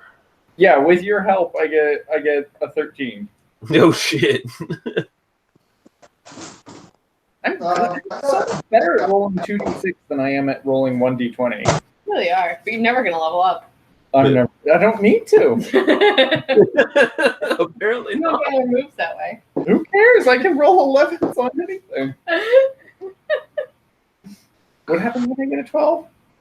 It depends on the thing. A lot of them have like an advanced move that gives you something on a 12, but The extra pressure, you may choose to either do what you wanted and something extra, or to do what you wanted to absolutely perfect. you have to get the plus. You have to have advanced. If you don't have advanced pressure, it doesn't work. Gotcha. Right. You don't have access to that. Basically, is what it means. Got it. Yeah, in between looking at the crystal poodles on his shelves that It's an impressive array. he inherited from his great aunt Miriam. Oh no, he did not inherit these. This is a collection he built. Really? You didn't From the inherit ground up. these at all? No. None of them. I mean, I went to some estate sales, surely. I guess you would be tuned into the estate sale circuit. Oh, yes. You must keep on top of who the new clientele will be. Very impressive. And in between kind of admiring his crystal poodles, I slip his keys off his belt Okay. and tossed them in my backpack. Yeah, sure. You just kind of like very deftly, sort of, without clanging them somehow, maybe with a bit of use of magic to kind of dull some sounds. Yeah. You kind of pull them off his belt and then slip them into your bag. So you have his keys. And he's still, he's like, this one here is a Grand Delphine. It's very rare. It's made in the 13th century from crystal mine. And Yeah, that's incredible. I mean, your great Aunt Miriam must be so proud of you. Anyway, I'm getting. great Aunt Miriam! I'm just. You've told us so much about her at this point. Look, it's getting kind of late. We should probably head out back to. Well, I mean, we the got- gate's locked. Jobs. That's all right. We'll find our own way out. It's locked. It's okay. We'll jump it. I mean, people like us are always doing stuff like that. Doesn't seem respectful. Jump the gate out. Well, we want to be respectful of you, so you can just go to sleep. Grab a lamp Oh God! on the side table. I just. Oh God! You kicked some ass. Come on, 11. That escalated really quickly. Really quickly. How it goes sometimes. Time. Now I can start. And I lost my other one. Snake eyes then, right? I did it too. Hey guys! Mark experience. Yeah, I get it too. Oh Jesus Christ! Billy just like Grab hold of the lamp and just like swing it clean for his head, and then it hits the end of the cord that's plugged into the wall. it just flies over your hand and breaks, and you see the groundskeeper just turn from he's like, oh, it's my great Aunt Muriel's lamp. What are you doing?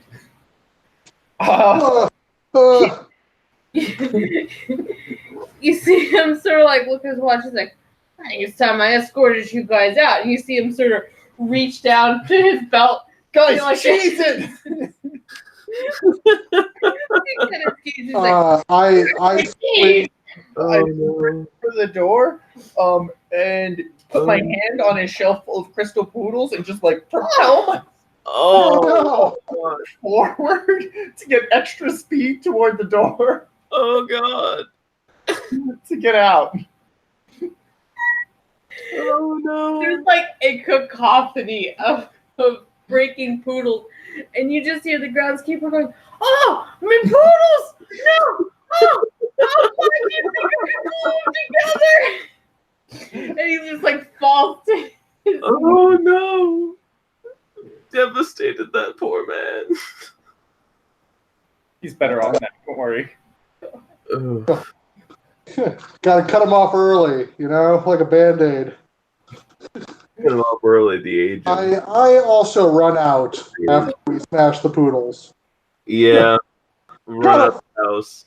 You Come on, like crunch And, across the floor, just like poodles underfoot. I'm also gonna turn around real quick and use magic again. To bar a place or portal to a specific person. I'm gonna just lock the door so he can't get out. Okay, give me Trap him in there with his poodle. Oh shit. 11 plus 2, 13. Okay, cool. Yeah, it works. Alright. You That'll slam also, the that'll door also save him so that if he gets called again, he can't get out. That's my reasoning. It's for his own safety. You just hear him wailing inside. Oh, thank goodness he didn't get us. Can you hear his screams of rage? That was close, guys. Like all we can hear is his weeping. Obviously, the dangerous state of mind. On a grave digger's salary. I don't even have a 401k. I spent all my money on turtles.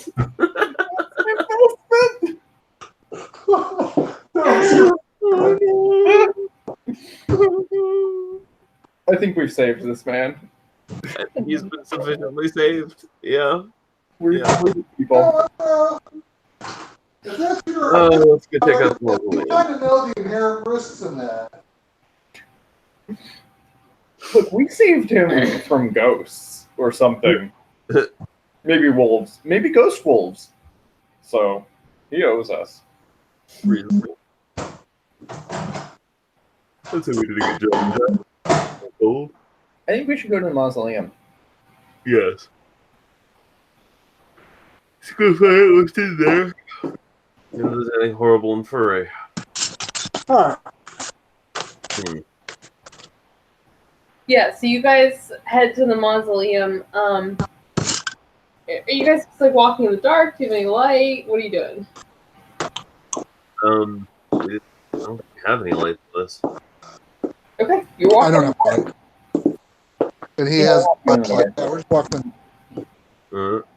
Yeah, there's like maybe a half moon in the sky. Like there's some light. It's not like pitch black or anything. Right. It's getting pretty late. You kind of jog over to where the mausoleum is, further on the other side, away from the groundskeeper's hut. And as you get close, Billy, you start kind of like going through the key ring. So like a lot of keys on it. But it doesn't take you very long to find one that's sort of there's not that many that are sort of the right size for the size of this padlock. And I assume you unlock it? Yeah. I jigger through the keys till I find the right one and open it up. Sure. So yeah, you finally find sort of a very large, old, sort of rusted key. Doesn't seem like it's been Actually, used. Before we enter, can I just like inspect the outside of the building? Is there anything really of note on this large mausoleum Yeah. that might tell us about why it stands out as dark and evil? I said this one has dark and evil. What do you think? Well, I it's mean, evil? Marvel got some bad vibes. It's true. And I mean, he does tend to be a scaredy cat who's really good at spotting and running from danger. Yeah. Are you trying to read a bad situation, maybe? Sure. Either that or investigate. It sounds like Probably based read. on what you're trying to, yeah. So plus sharp. Okay.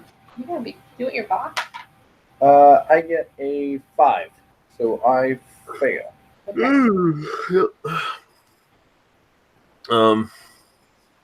Yeah. I'm going to use some Do magic. I mark experience for failing on read bad situation or no? Anytime, yeah. I'm going to investigate a mystery. Okay, let me resolve the Sure. read a bad situation that just occurred.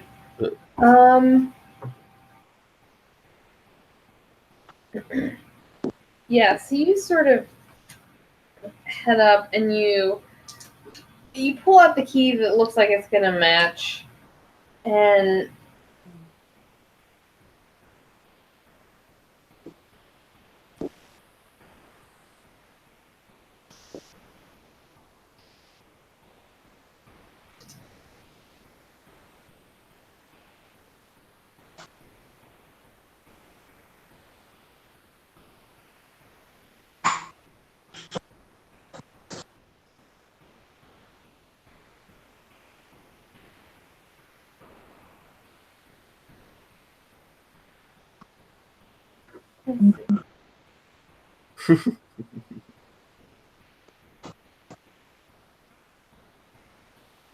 sorry, this is a hard one to do a failure on.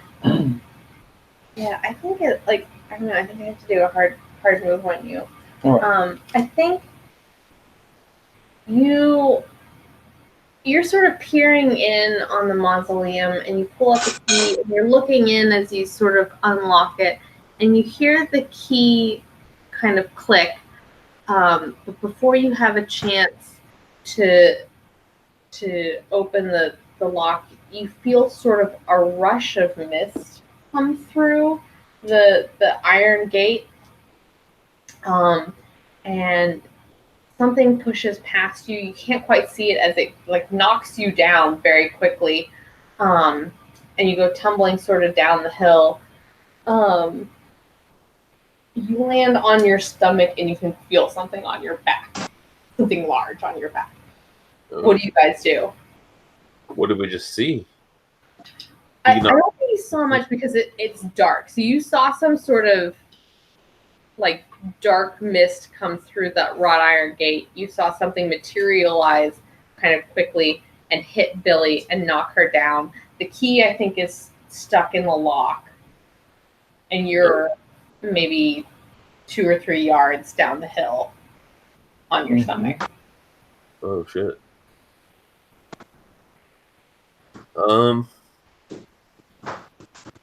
Yeah, I'm gonna read about the situation. Okay. Trying to figure out exactly what's going on here. Let's plus sharp. 6. Plus 0. 6.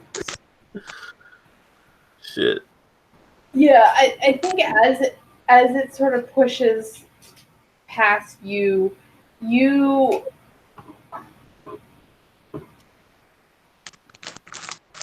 see.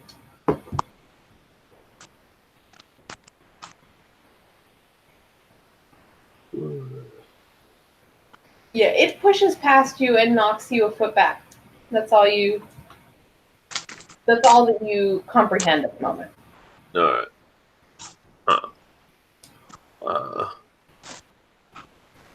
In which case I'll get over there and try and help Billy up. I assume they've fallen for some reason. Not exactly. You can see like a dark figure, like Oh, there's actually something I can see on. Oh. Yeah. Oh shit! Wow. Best I get. Yeah, I'd like to investigate a mystery. I'm going to I don't think I have any of my weapons on me, honestly. We went out for a trivia night. What? I'm just gonna Flip out, roll over, and flail about wildly. Okay, give me a kick some ass roll. I get a 6. Mark experience. Oh dear.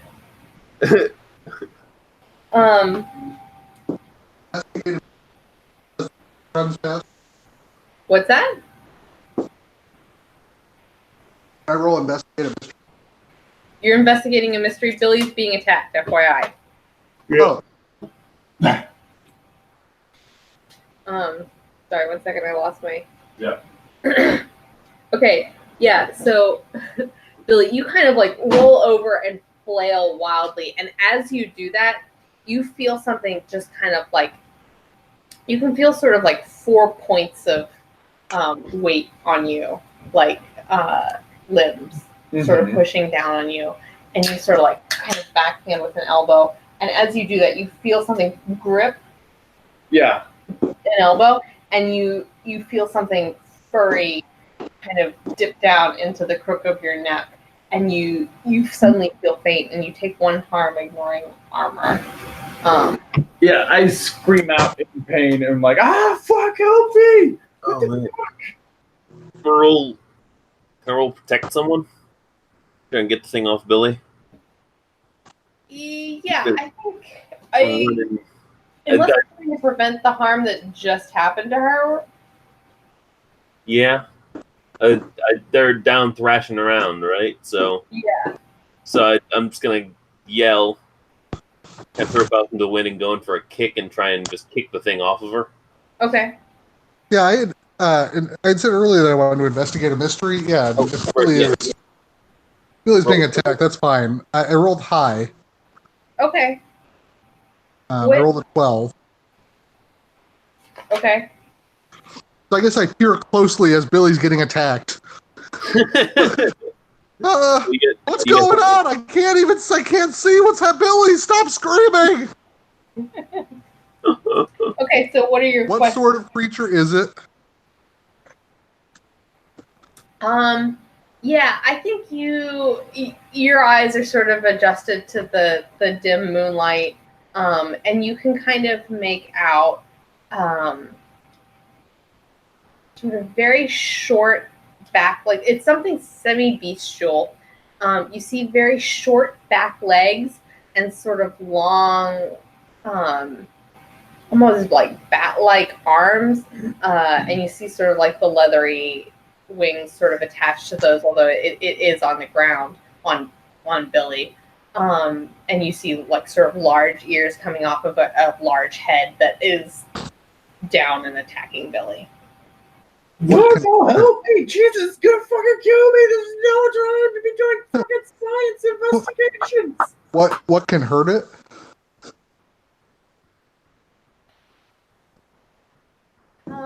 How would you determine that? I don't know. You tell me. I'm the one that rolled high. Yeah, you still have to come up with a way that you would know the thing that you're asking, which could be anything. You could say that you've done research or you've encountered something, but Oh, it looks like a man bat. Maybe I need a joker. I'm telling a joke, Billy. Telling a joke. What the fuck is wrong with you? Oh god, it has me by the throat! Oh god. Yeah. I think you probably know off of the top of your head that this is some type of vampire and therefore weak to the things that traditionally vampires are weak to. But you can tell that this is some sort of subspecies that you're not familiar with. Mm-hmm. So I know what to do, I think. I act under pressure and run up to Billy and I gut check myself and try to act under pressure and burp a giant garlic burp from our seasonal sandwich earlier. Garlic pickles, do your work. Oh god. Back under pressure, I guess. I rolled a 9, and I add cool. I have a +1. 10. 10. Shit. I do what I set out to do. Yeah, you do what you set out to do, and so you run up to this bat creature. It's large. It's like the size of like a mastiff or so. It's probably smaller than Norval and Roger, but probably about equal sizes weight-wise as Billy. 110 pounds? Yeah. Great. I mean, not counting all of my steel jewelry. Your studs. And you burp in its face. And it is a garlic burp. And Billy, you get the full force of this.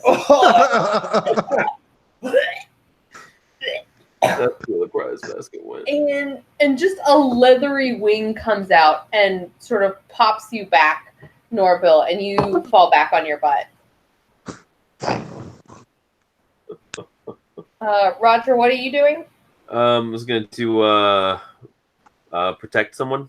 Okay, yeah, so roll. Run and try and kick the thing off of him. That's a 3 plus 1, so 4. Okay. Yeah, so you run up to try and kick this thing off of Billy, and it just turns and sinks its teeth into your boot, and you can feel like some of your vitality just like Oh, slipping God. through your shoe. You take 2 harm. Jesus. So I run up yelling, draw a boot back to kick this thing. It turns around and faces me, and Roger just Right through the sole of your shoe. Mark experience. And so you still take that 1 harm that you took earlier. Okay. Oh, this is not going well. Yeah. So Norville's on his ass.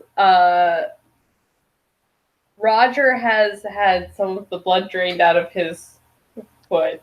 Yeah. And you're still on the ground. I think you're sort of half facing up right now with this on your chest. Oh, Jesus.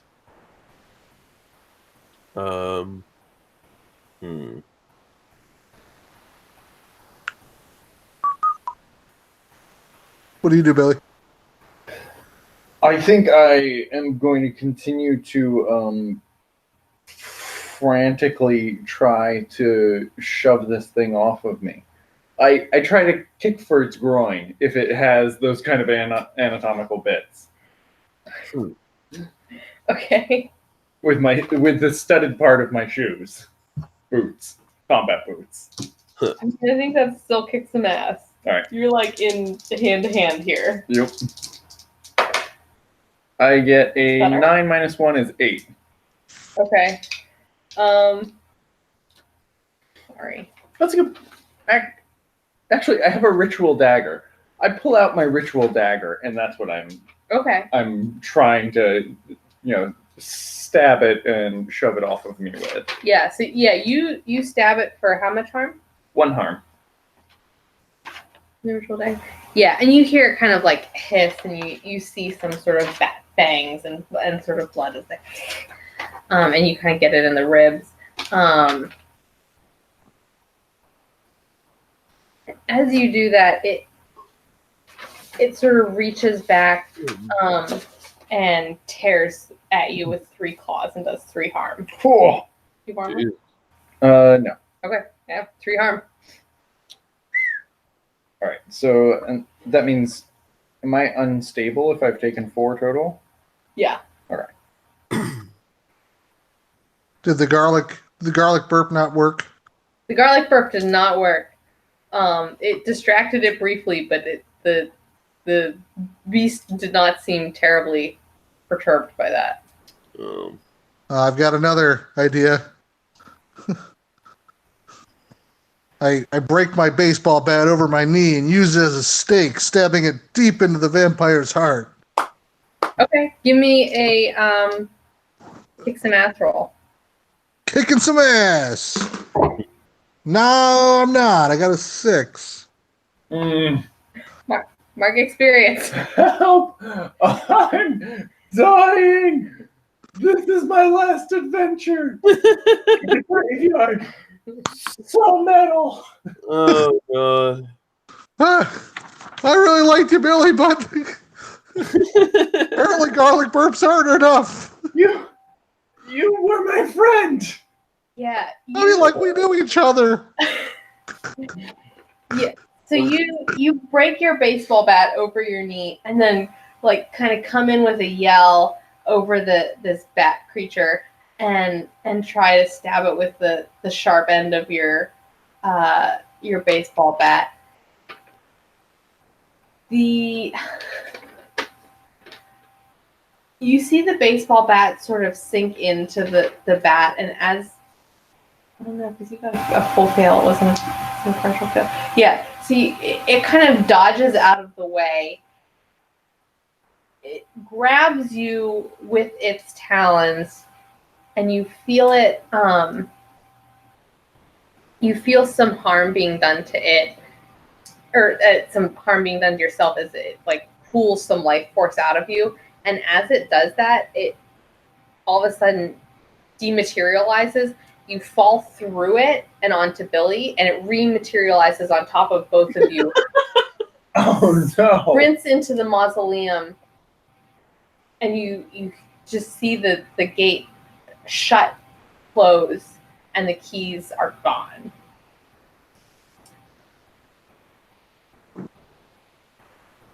And the graveyard is quiet. I'm going to use magic to do one thing beyond human limitations, and that is pick these two up and run the hell out of here. No, damn it! We're gonna get the thing. It fucking bit me. Yeah, no. 3, Can't 4, get away 5. with biting me. 5 + 2 is 7, so it works imperfectly. I don't know. Short duration. I'm not gonna be able to carry these people for very long. But yeah, just one in each hand. Okay. And right out.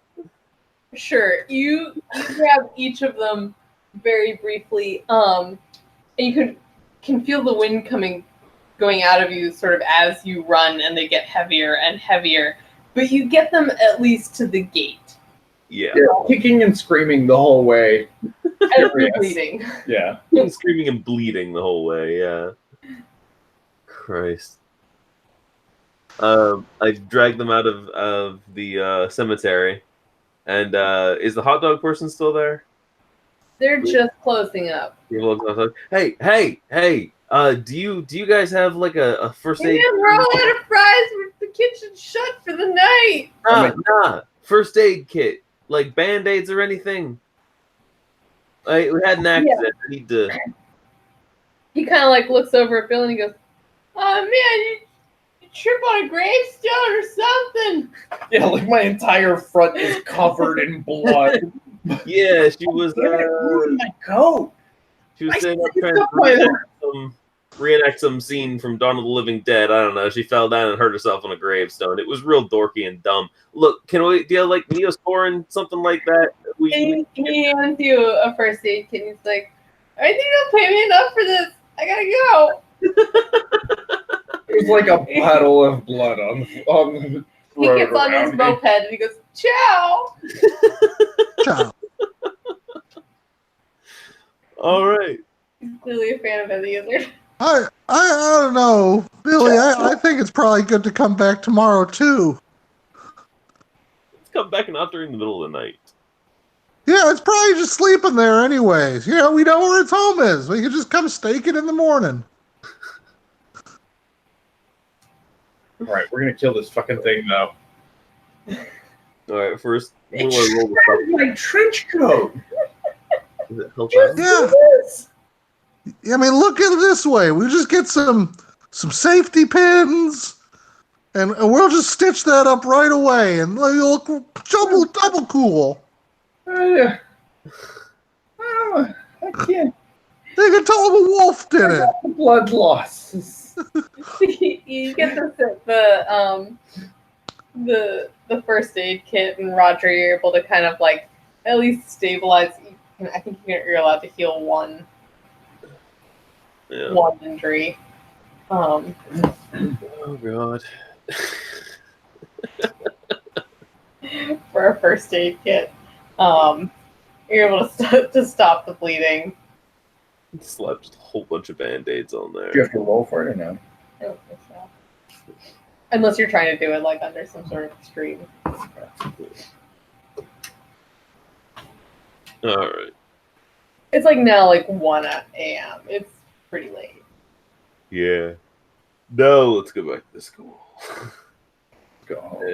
Do I some mean, reading, like, maybe. you know, is there?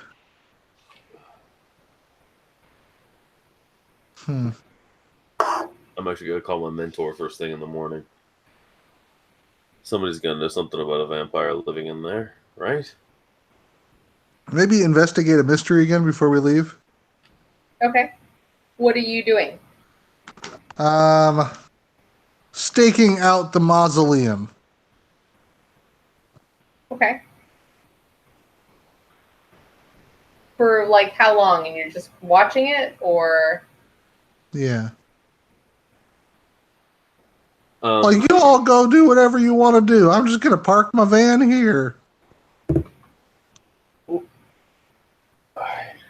You're kind of alright, dude. Oh, Yeah, just well, there's a sleeping bag in the back. Fuck it. I just lie down and my blood on his mattress. Fuck it. Fuck it. You know what? I'm gonna help out. Actually, I'm gonna circle around the sides of the cemetery and see if it's a walled cemetery, right? Yeah, I mean, you can see through it. It's Well, just yeah. like wrought iron, but yeah. Yeah, I'm gonna look and see if there's any like anywhere that something's getting in and out, or maybe there's magical wards or something. Maybe it's held inside the cemetery or something. I don't know. Check out the boundaries of the cemetery. Sure. While he's staking it out. Yeah, well, what's the name on the mausoleum, or what's the... Oh, that too, yeah. Yeah, sure. Roll me and investigate the mystery, Norval. Hmm. 7 on the help out, so you get +2. Roll a 7 myself, plus sharp, which I have +1. So I get a 10. Okay. Hold 2. What was it going to do? You get the sense that this was a creature that was going home. So Yeah. it was trying to get into the cemetery. You could tell that it had some sort of power over the gatekeeper, which invited it back in. And you get the sense that it was going up, based on your knowledge of vampires and perhaps some like previous experiences that you've had, that daylight isn't friendly to them, and that it had been elsewhere in the night and now was coming back to a place of rest. Yeah, that's what. Okay, that's what I. Yeah, I think that's all I needed to hear. Okay. I think you kind of told me a little bit of what it can do. Yeah. Yeah, that's what I was. Okay, so we're cool even. I think. Yeah, after we kind of stake it out for like an hour or two, like it doesn't seem like nothing's coming out or doing anything. Looks like it was just going home for the night.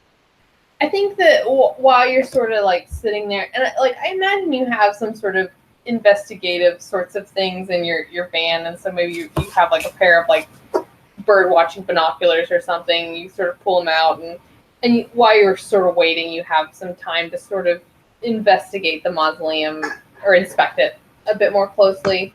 You notice that sort of the top of the eave above the door, there is an open eye with sort of rays coming out of it, and above that it says sort of in Gothic type, Bozovic. Bozovic. Yeah. Is that the sign for liminal state there? Have you ever seen that? Oh, no, it's not. I don't know what that is. Family crest, maybe. Maybe it's a Masonic symbol. I will call some people and ask in the morning. Yeah, that sounds like your kind of thing. So you guys head back up to the school then? Yeah, I'll drive. Do we need to go to the hospital?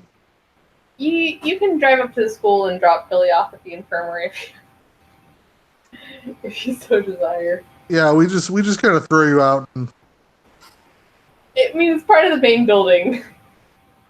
I assume Norville's gonna go sleep in his van. Roger, sleep in the van. Yeah, Roger, you sort of walk Billy up to the infirmary. Yeah. The nurse sort of takes one look at you and goes, "Bed 7's open." Yeah. She takes care of you a bit, patches you up, cleans out your wounds, and I'll say you heal two harms. Okay. One for overnight and one for the extra healing. You're stable now, right? Yeah. Yeah. I'm going to patch myself up in there while I'm there. Yeah. So. Same. Yeah. Yeah, so anybody that has I think you heal like 1 harm overnight. So if you have 1 harm, you can do that, and if you have more than that, then you can also go to the infirmary. Okay. Yeah, definitely gonna do that. Okay. Yeah, so you all kind of go to bed. Roger, you wake up in the morning, and first thing you kind of like, all right, I'm gonna give Bryce a call, Mm-hmm. and you Bryce.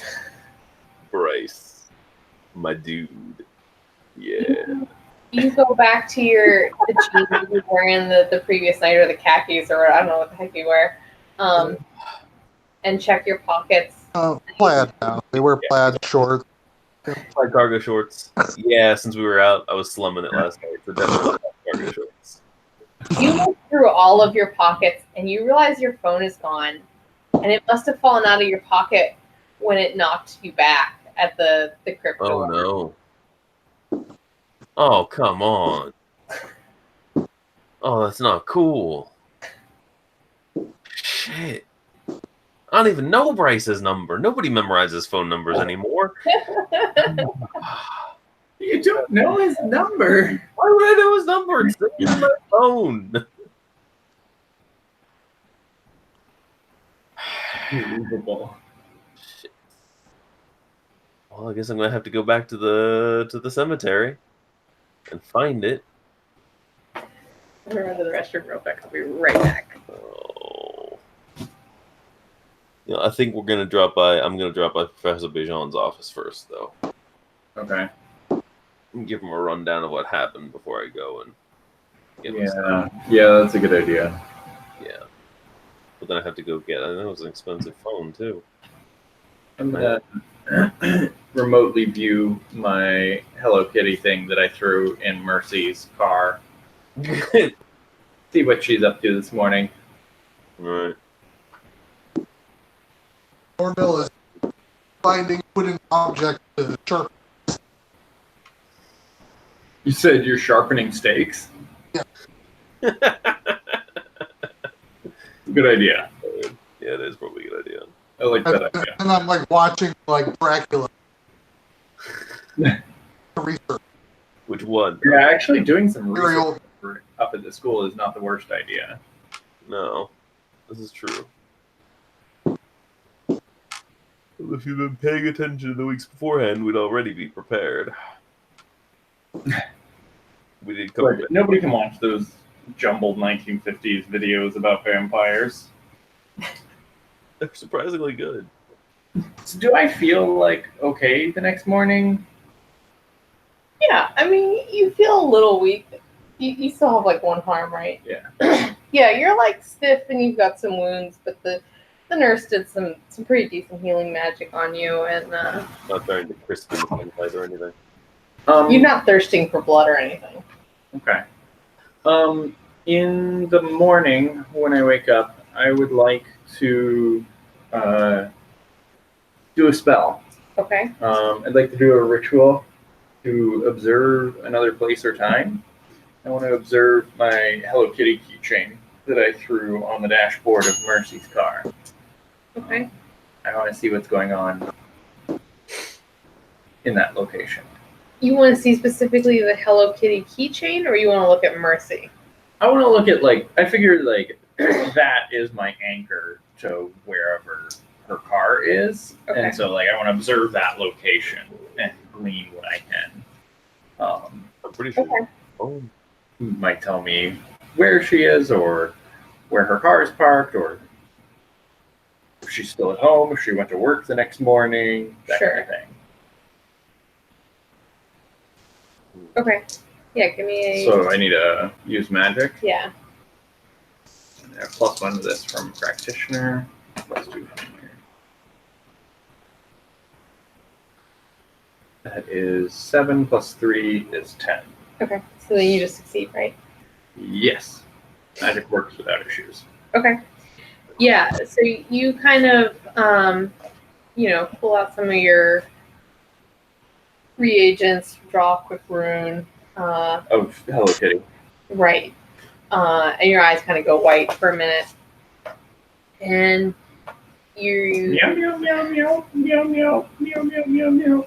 does Hello Kitty actually say meow? I don't know. Yeah. Is it like regular Hello Kitty or like goth Hello Kitty? Oh, it's definitely got Hello Kitty. Got a black bow. Yeah. With a skull. Yeah. Yeah, and you sort of like start zoomed in on the Hello Kitty, and then you slowly zoom out. The sun is up now. The Hello Kitty is still in the front of the car. The car is still in front of the house that you saw it pull into. As you kind of zoom out, you see the top windows of the second floor windows of the house are open, despite it being rather chilly. And you see some curtains sort of blowing in the wind, and your vision sort of shifts, and you zoom up through those windows and inside, and you see Mercy sitting at the foot of a child's bed, and you see Oh. like she's got a hand on a child's leg. Oh. There's a little girl, and in the other hand, she's looking at a thermometer, and she's saying, "Well, you don't have a fever. You certainly look very pale." And you can see this little girl there, who does look very pale, has sort of an unmistakable resemblance to Mercy.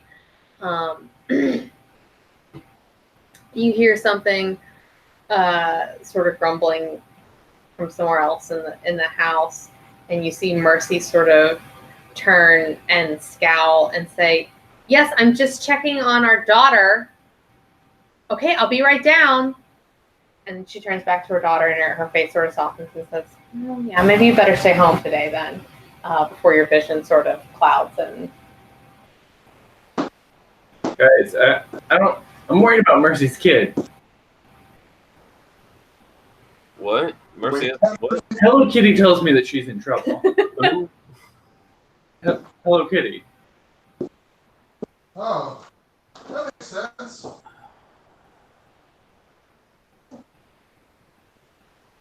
Oh, this one time Hong Kong Fooey told me the secrets of the universe. I mean, you commune with sandwiches. Is it really that weird? No, that's what I'm saying, man. I think we should check in on her sometime today. Yes. Sure. What are you slicing? Steak. This is no time for an extended brunch. I don't care about your weird meats. Other kind of steak. They think so. Sharp spike steak. Sure. And also probably like medium rare steak as well. Both. Shaggy prepares both. I don't know. Do you think Mercy has anything to do with the vampire thing? I want to hear. Kind of tenuous. What did Bryce say? I lost my phone last night. What? I'm gonna go back to the cemetery during the day, Oh, and why that way don't we you call him or something to see if it's there? well, as you guys are talking, are you guys up in the infirmary with Billy, or where are you? yeah. We're gonna go and see Professor Bajan here in a little bit. As you guys are talking, there's sort of a knock at the door, and you see Naomi come in, who's the photographer for the school newspaper. Oh yeah. She goes, "Oh, it's the whole mystery club. You guys are all together. God, you look awful." And she sort of like looks at Billy. Yeah, we had Got a run-in. pretty exciting time. We should have been With like fire. like action pictures. She sort of like looks over and she's like, "Norval, you've got some sauce on your chin." Oh, He always does. hey. And You know, I got trashed by a vampire bat, man bat. Yeah, Billy's got hurt. We basically fought Batman last. No thanks to these guys. What are you talking about? I burped in his face. I'm the one that got him to run away. I'm the one that got us out of there. And she sort of says, "Anyway, Roger, this came for you." And she hands you a package, and you get this is your in good standing with your sec roll, basically. Oh. You get a package from Bryce that was like, "Did a divination, said you'd need this. Here you go." And you tear into it, and it's a large old tome that says "Unguents and Potions Guards Against the Undead." Huh. See? I told you Bryce was a good dude. Shit, no, I don't even need to call him. I need my phone back, though. All right, well, bust it out. What does it say? All right, vampires. Give me an investigate a mystery roll. Just so you got us the loudest possible food. See, the mystery is plus sharp. That has 0 of 8. Let's hold 1. Yeah. What can hurt it? You sort of flip through for a bit, and you find a whole section on types of vampires and potions and potuses and things specifically that work on various types of vampires. And you come across an illustration that looks pretty similar to what you saw last night. Sort of, sort of a mannish bat sort of thing. And you read about a potion that actually looks very complicated as you're sort of reading through it. But it's called Potion of Ancestral Bone. And it's useful against this particular type of vampire, which is called an Akima. Akima? An Akima. It's sort of an animalistic vampire. Tends to try and get revenge on those that caused its death. And this tonic of ancestral bone can be used to weaken it, but one of the requirements of it that is there's a lot of different ingredients in it, but the one that will be sort of difficult to acquire is you need a portion of bone from an ancestor of whoever this vampire used to be. Right. So we need to figure out. Huh.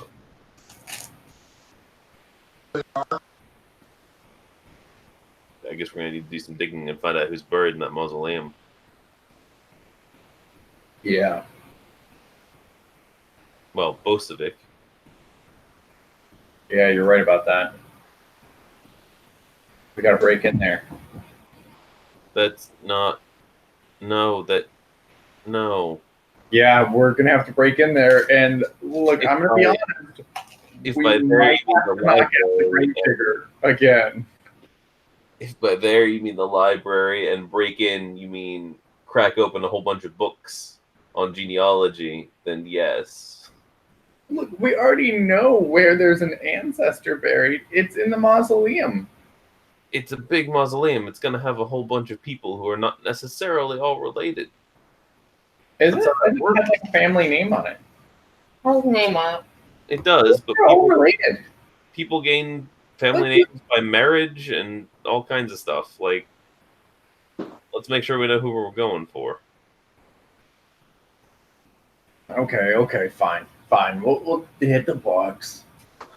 We need to figure out exactly which one this is, too, because it's an ancestor of theirs, not a descendant that we... How do you propose we're going to do that? Well... I'm sure there's a genealogy thing around here somewhere. Where do you look up genealogies? And what are we gonna look up? Vampire genealogies? No, we're gonna look up Bosovic. God. Okay. More tension and skill. This is why you're not gonna go to like Harvard or anything like that. This is why. Sorry, I had a bit of blood loss because somebody was like Because reading the runes on the wall while I was getting mauled. somebody charged in without paying enough attention. I know. Yeah, you're right. Thanks for kicking the thing. How's your heel doing, by the way? Better. Gonna need some more. Rough, buddy. It's a good pair of boots I lost. I have to get them sent off to get repaired. Life is hard. All right, so we got to look into genealogy. Check out Bosevich. Yeah, Was that bigger? Do you not hear me? yeah. We're gonna look up Very both. far away. What? Sound very far away. Gotcha. I came right over. I said, yeah, let's go to the library and check out Bosevich. Yep, that's the plan. Sure. Who wants to do the primary research?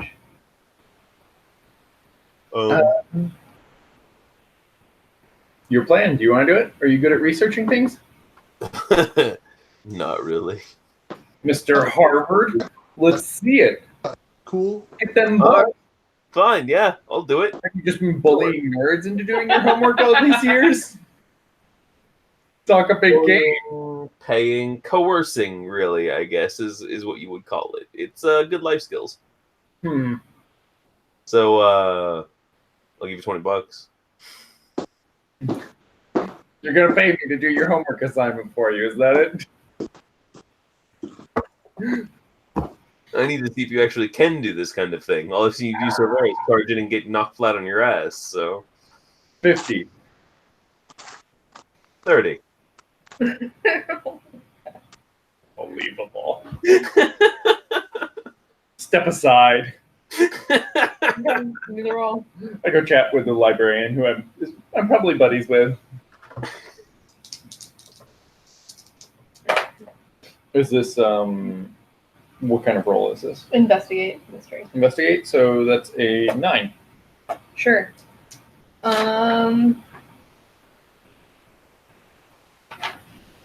Yes. Hold 1. And we're investigating about the Borisovich family, right? Mm-hmm. So I think what is being concealed here is what we're looking for. Yeah, you go up to the What's librarian. weird about their family line? You go up to the librarian and you ask for some help, and she's like, "Oh, what are you investigating?" The Borisovich family. Bosovic? Yeah, them. The Bosovic family. Like Taya Bosovic? I think so. I mean, is there only one Bosovic family in this area? Well, I mean, off the top of my head, I mean, we knew Taya for such a long time. She was a teacher here for Oh, you knew over her. 35 years. Yeah, we'd like to do some historical research on her family.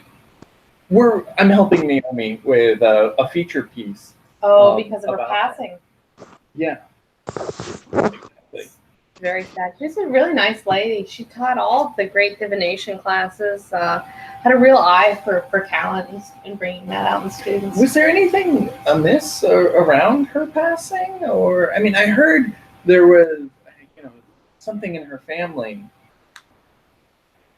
In her family? No, I hadn't heard anything like that. It did seem rather sudden. She had moved back into town. She'd been living up at the school, as I think a lot of teachers do live up at the school. Some of us live down the town, but quite a few are just stay up at the school. That's probably safer And it depends on your perspective, my dear. for the people.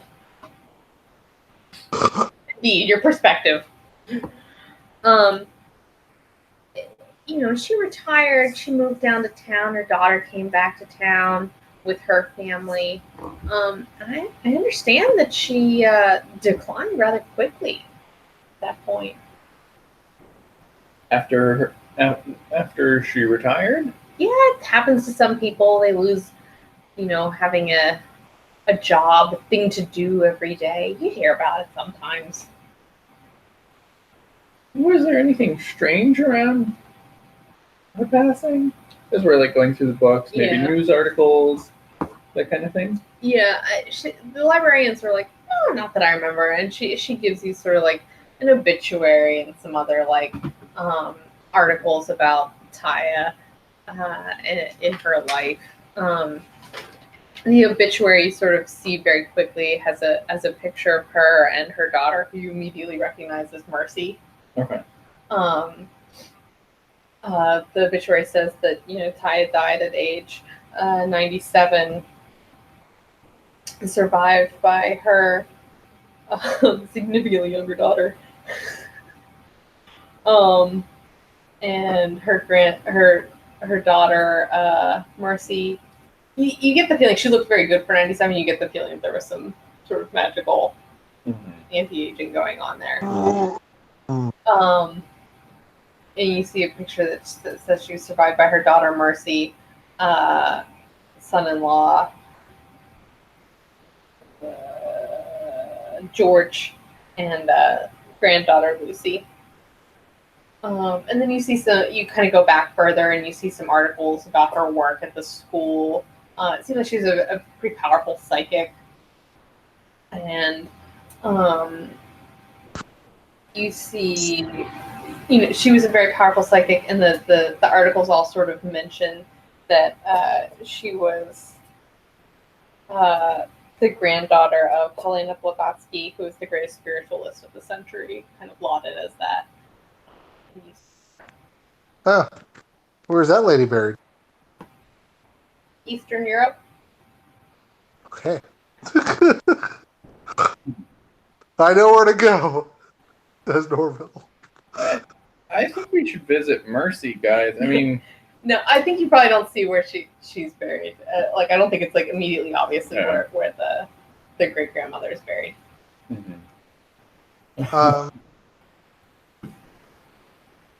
I also think we should make that potion that your guys sent to you. I mean, I hope it wasn't a bad vision he had about us. Just seems concerning.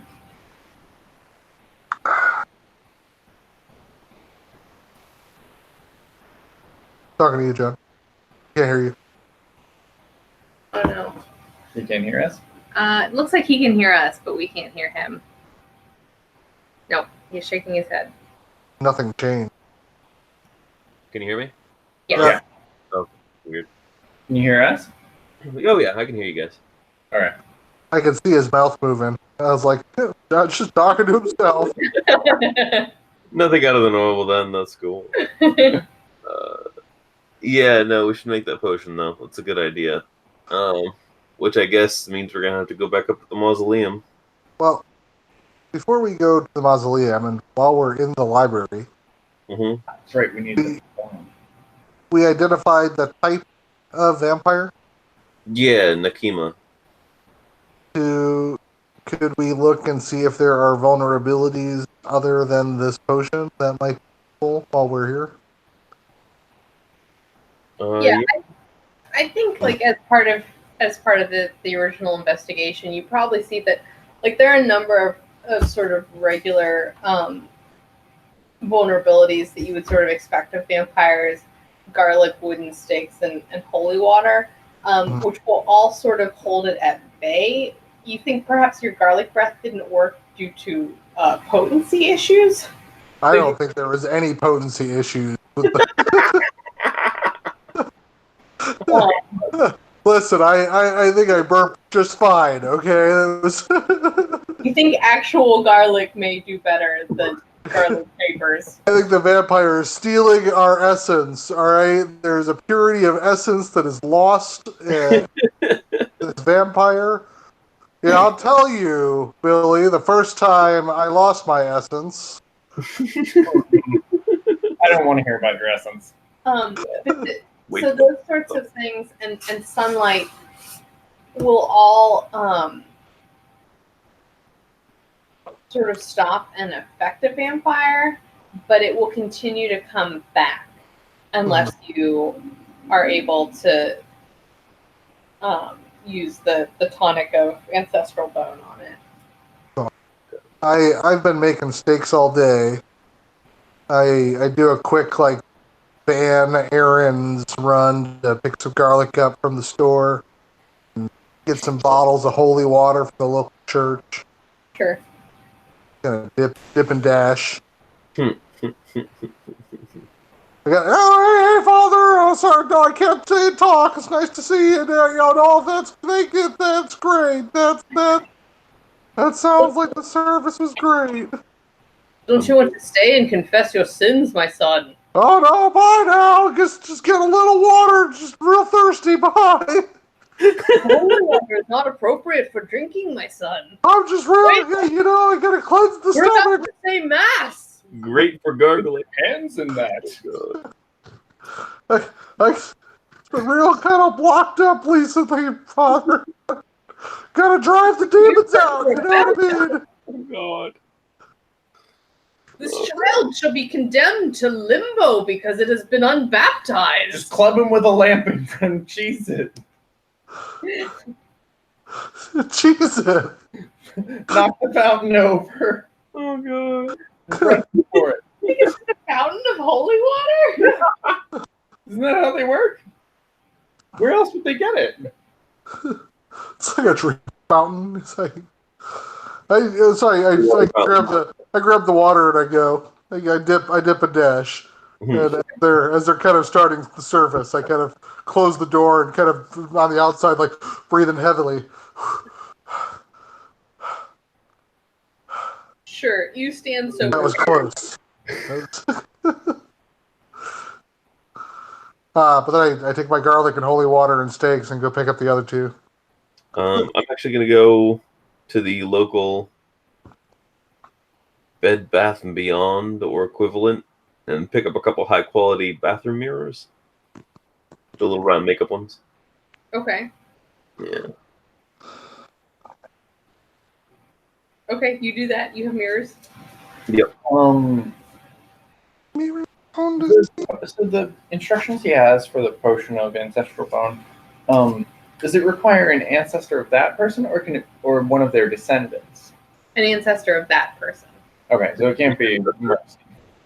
Is what I'm trying to We get. cannot steal Mercy's bone Unless for the potion. Mercy's child is the vampire. Okay, If Mercy's child is the vampire, then yes. then that works. Which it might be. Baby vampire. I mean, her name, the kid's name is Lucy. So, yeah. There's La some- Figlia del Diablo? What was that, Jaeger? La Figlia del Diablo? La Hija del Diablo? Maybe. Something like that. Lucy, daughter of the devil. Yes. Oh, it was Mercy the entire time. Damn. Oh, is Mercy the daughter? No, Lucy's the daughter. Is Mercy Lucy? No, Okay. Lucy's Mercy's daughter. There's 3 generations here, right? So there's Taya, Uh, Mercy, Lucy. Taya's dead. So, what's the retiree's name? Taya. And then Taya? While we're in the library, try to find genealogy to find who Taya's parents are. Hmm. Just their names. Don't need a ton more information than that. Yeah, I think you find that. We gotta be able to locate their correct burial stone. Yeah. I mean, we could just break into a whole bunch of them and just make a slurry of bones. You find some vague mention of her parents. There's not nearly as much as there is for the Helena Blavatsky. we just- Okay. It just seems like she is named everywhere. She was apparently very famous. Sure. I think Roger and Norval, since you've been attending the school for a while now, you have maybe heard of her before. I mean, only in the the Laflotsky technique sense. I don't really know it, but Sure. it's like L'Hopital's rule. Who doesn't know L'Hopital?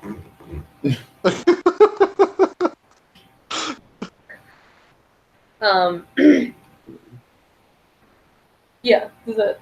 Yeah. Okay. If probably like about noon now with all of your preparations and stuff. Do you want to go to try to find Bones first, or to talk to Mercy first?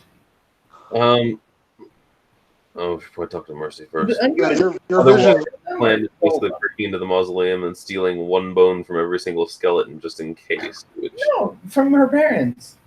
Exactly, which is why we should go talk to Mercy first. Yeah. No, Well, we got the hold names on. of Taya's parents. Mercy might be the Hmm. guilty party here.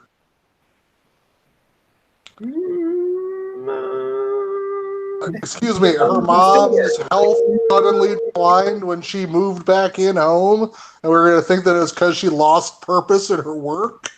The bones would still work, though, as long as they're above her in the ancestral chain. Yeah. And the one thing that you know, like looking at this potion, is that it is extremely complex and likely beyond. Like you could try to make it, but it would be very difficult without help. We're in need a professor to help us. Yeah. Let's Like- talk to the professor now, then, and secure their commitment once we return with Bones. Yeah. Well, maybe it's better just to have the bones first in that case. So they don't ask any questions? They don't have time for the questions That's a asking. good idea. Okay, sold.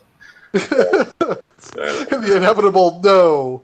No, I'm not going to do that. You'd No, have to have we're not bones. gonna I'm not going to endorse you having bones. You have already met the potion professor. Not gonna assault a grave digger. Is the potion maker the one that owes us the favor? Who owes you a favor? She's the one that had the arcane spiders. Yes, that one. Yeah, Did she owe us a favor? bailed her out after her arcane I spiders.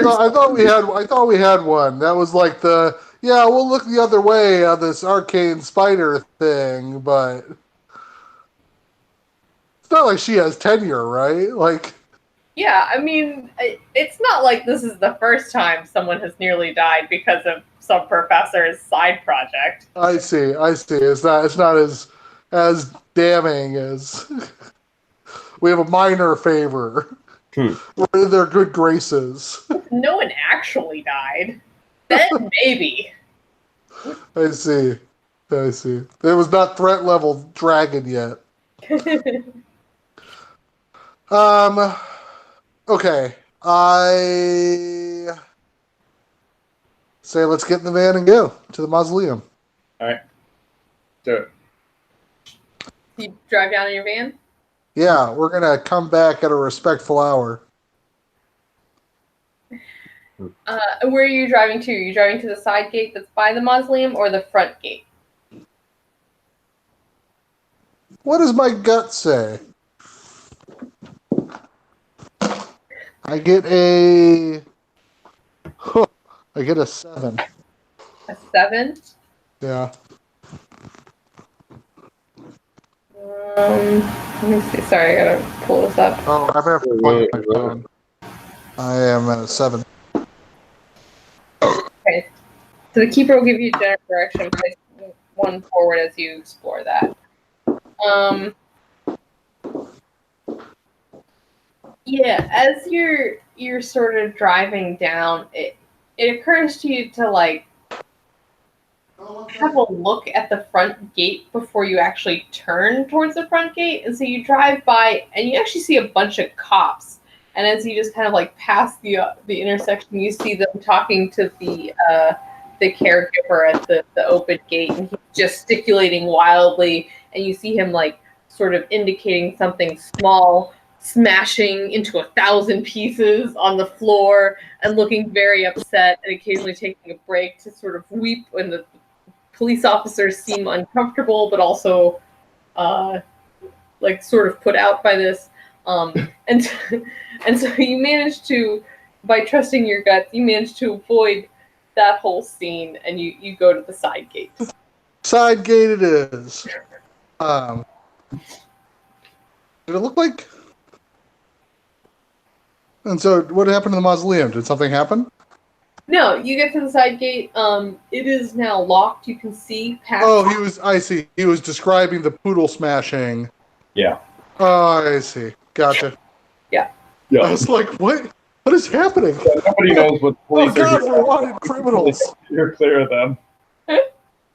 I mean, think about it. If the collective value was enough to be that person's retirement, you might want to lay low for a little bit, Billy.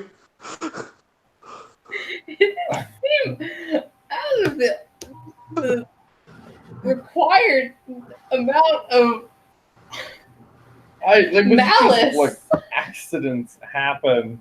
We just had to get these and get out of there. I didn't mean. Seemed purposeful. I didn't mean to knock over the I shelf. think you said I pushed the shelf as I run out.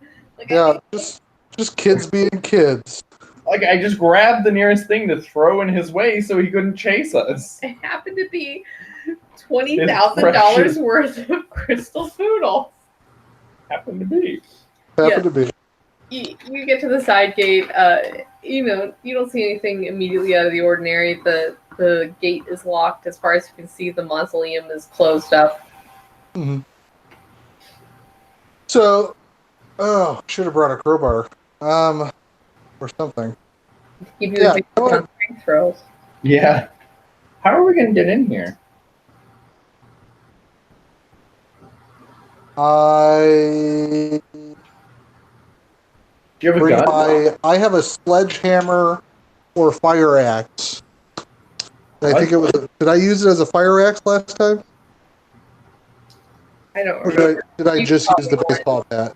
Those are pretty good options. It's or. I think that I have. I think I originally thought of it. I have a fire axe, but in this sense, it might be more useful having a sledgehammer. I mean, they're both. A fire axe is going to do that. Axe is more useful. Yeah, I have an axe. Okay. And it's a fire axe, which is all metal. I go.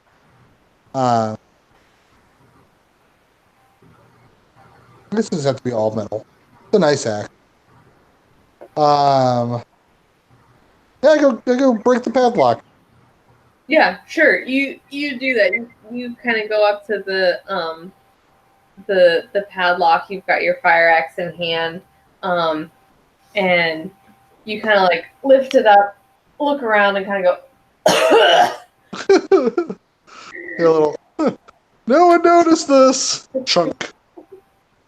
And the lock sort of comes off. It's not a huge lock. And you sort of swing the gate open. And so far do not seem to have called any extra attention to yourselves. Is the gate of the mausoleum, like the door, is that kind of locked as well, or? Yeah, that is relocked and the keys have disappeared. So you assume. Oh, we're at the outside gate to the cemetery. Yeah. Okay. That's what he just broke through. Yeah. Okay. Are there any windows to the mausoleum? Yeah, there's a couple sort of mostly high up ones. There's a couple sort of like Doric or Ionic, you can't remember which, you haven't been paying attention in class of architecture, columns along the outside and the sort of along the top. So sort of above your head, but maybe Normal can poke his head and see there's just iron grate along the top between the top and the top of the wall and the ceiling. Okay. So we could climb up there and break or shove open a window potentially? I mean, it's open air, Okay. but there's iron bars. Iron grates. Okay. So Yeah. it's not a better option than the front gate. Not necessarily. Okay. Yeah. I'm gonna equip myself, and I'll give some supplies to the other two as well. I've got enough steaks, garlic, and holy water for everybody. At least everyone has like a vial worth of holy water, a little clove of garlic. And, Sure. You a good hand idea. those out, and both Roger and Billy seem surprised when you hand them garlic steaks that aren't like steaks with garlic on them. yeah, I mean, like I rubbed the steaks with garlic. Like I figured that helped marinate the wood with oil. Like double whammy. They were expecting beef. Oh well. Oh, it's next time. I mean, here I always like smoking in cemeteries, you know. After we get the bones, we'll celebrate. Yeah. Quiet. Peaceful life. Yeah, you distribute those. I have a out of game question. So should we maybe pause? It seems like Hardin's so exhausted he fell asleep. Yeah. But I Um, don't know why we just abandon John. Like, wakes up, we're gone, you know, like, how'd that feel? We can just talk if you want. this might be a good Oh, pause. John has to unlive it too. Hey John, Yes to what? Unlike. unlive it. It's just like 3 hours of us playing. Like, I feel so terrible. This is gonna become the live broadcast of how do we wake up John without like, because we can't just leave him there. We can't just let like We should just leave him in there and then also look up the video later. See when I woke up. comment on the YouTubes. That would be actually fairly classic, but not classy. That'd be the best part of this. Like we should just stay. We should it should become John Watch, 24-hour John Watch. I can take the first John Watch. We'll go in shifts. This is John Watch. The baby John Watch monster bio. 2019. Well, just knowing that it's live, I guess. I don't know. We can also just go down, me and you, unless it's like, is this going to end the game if we go down to the mausoleum and get a bone? No, I don't think so. So, like, maybe it's something we can do without Roger that won't. I'm getting pretty tired too. Okay. I'm sort of fading as Then well. we should find a way to. I didn't realize it was so late. And it seems like before we open up the kind of the full. It's for me. It's the earliest for me. It's like, what are you talking about? Late, tired. Yeah. What are you? It's still shining sun out here. I can't. What do you like next weekend? Do you have 4th of July plans? Oh no, wait, that's the weekend before 4th of July. It's still 2 weeks out 4th of July. I am on call that weekend for 4th of July. Next weekend I might go to Portland, might go to Tacoma, but again I'm mostly free too. So I'm available to play. Okay. I think we're free. Yeah, we should be free. By the way, are you going to the alumni, the We were talking about this IMSA while the baby was reunion? crying. Oh, really? What did you guys say? I am going. John Didn't know needs about it. information. Yeah. He lives off the grid. No one can get a hold of him. Okay, This so is he's true. still deciding whether or not he's going to make the trek up to Chicago. Have Probably. you talked to like Pi or Bao or anyone else? Who did- I need to text them. I still haven't booked flights. It's my intention to go, but I haven't like made the thing. I can't remember if Pi's going. Okay, I'll text him tomorrow. I mean, he's in Chicago, right? Yeah, he'll probably go. Even if he doesn't go, you could just hang That's out with true. him. That's a good point. I thought he was one of the people I had messaged. Really not. Are you gonna stay with your family? Munan is not. Who is not? Munan. Okay. Have you talked to anybody else that you know is going or is not going? Kyle White is going. I think Mark Chinsky is going. Valet Shaw is going. Oh wow.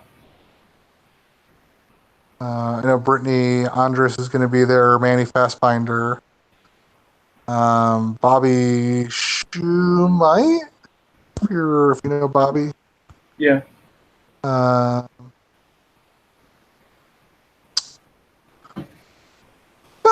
People are making plans. It's also kind of apparently it's Comic-Con that weekend. Oh no. Oh really? So if you're West Coast, you might have a competing interest. Oh, Hmm. I thought you meant there was some sort of Chicago Comic Con. No, not C2E2. It's like San Francisco Comic-Con. Gotcha. Okay.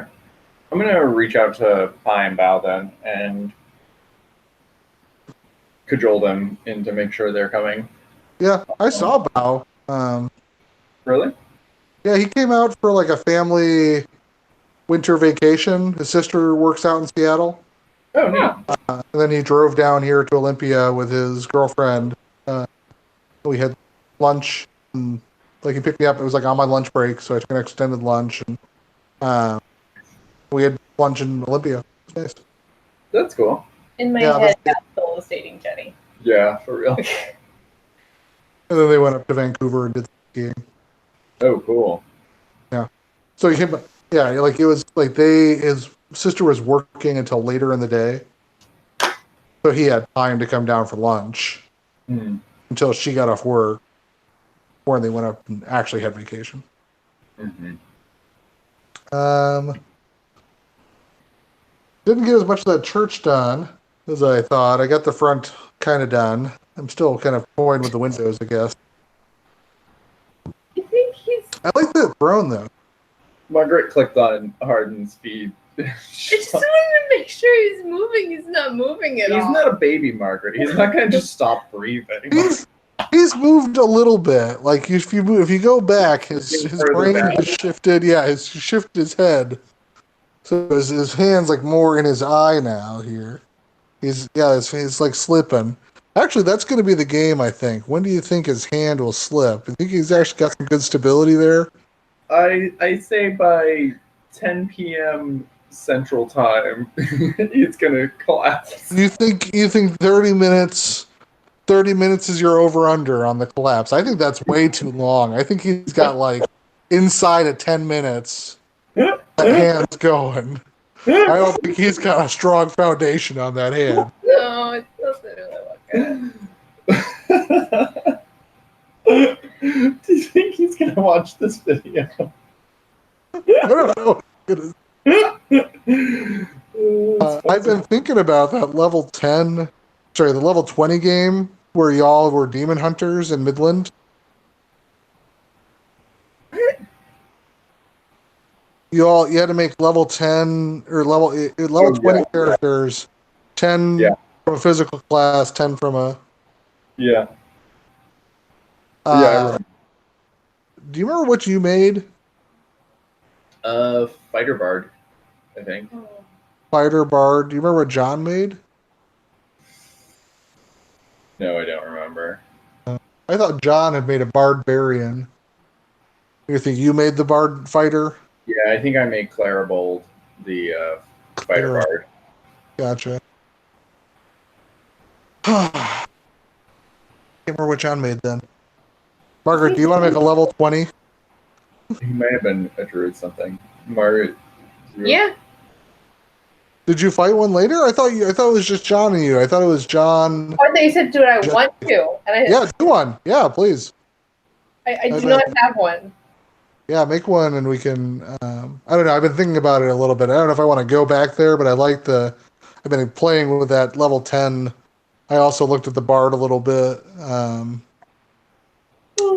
Bard Rogue is what I was looking at. Yeah, also a lot of fun. I mean, doing a half Bard, half some melee class is makes for a fun character.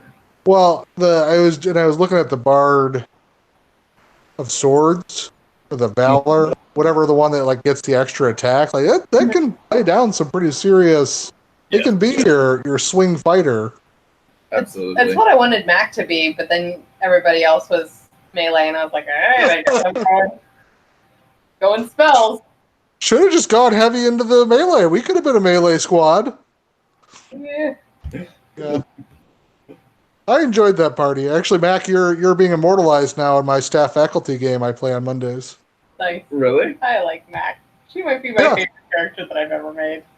One of the players has a transmuter, a forest gnome transmuter who is trying to transmute their hedgehog into a fey familiar. Oh gosh. Is there a hedgehog down with that? Yes, it seems like hedgehog abuse.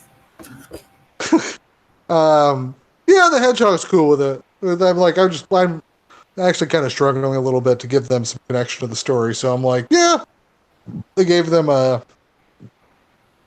MacGuffin list of ingredients to go track. Yeah. And they've gotten For the Fae. 2. Yeah, they've got some residuum.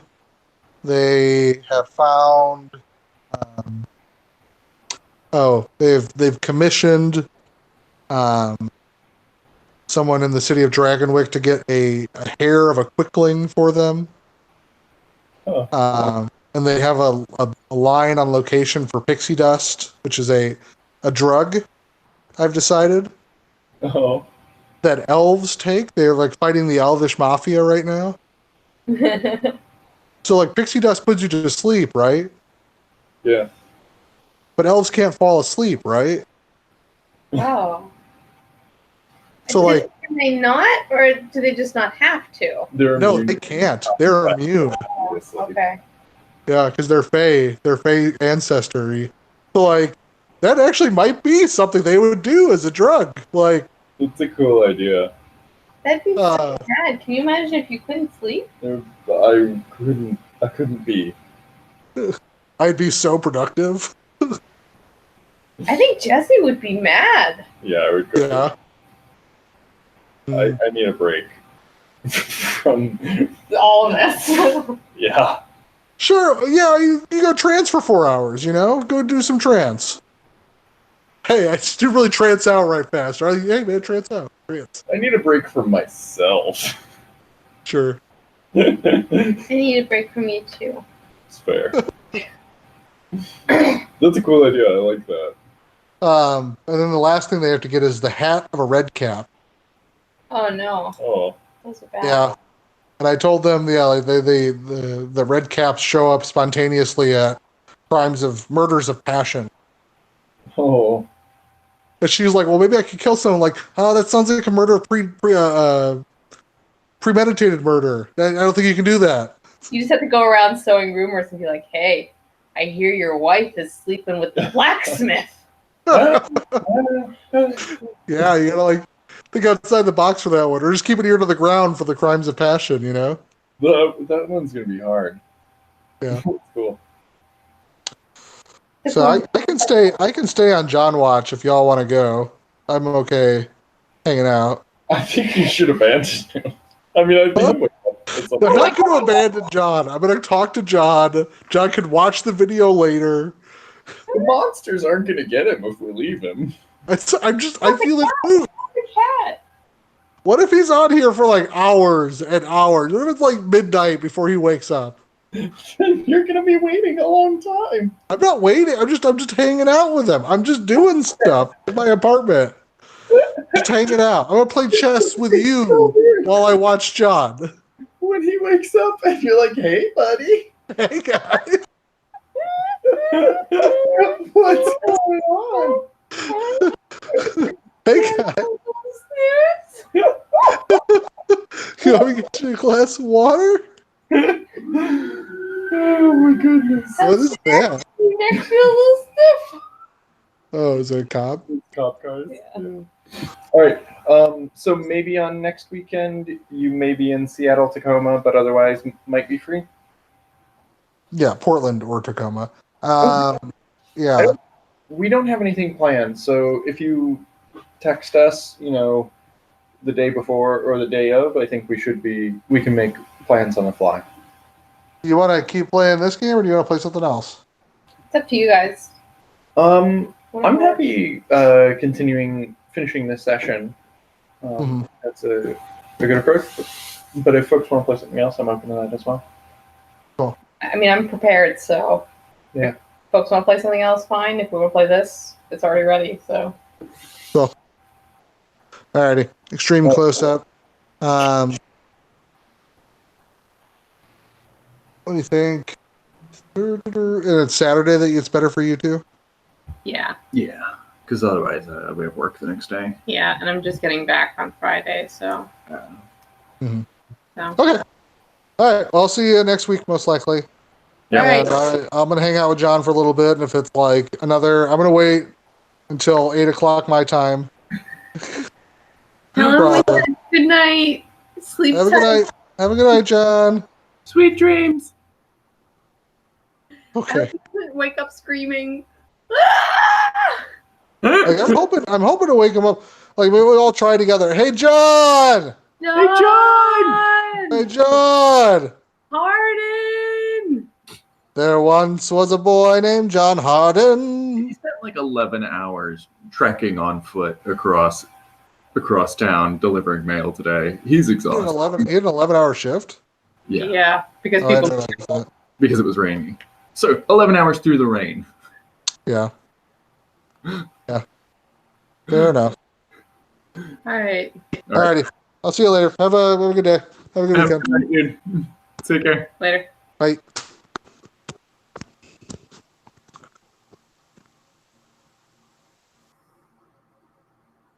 All right, I guess I'm gonna do some other things then, John. I guess I'll probably leave. I don't know. I was gonna hang out for a little bit.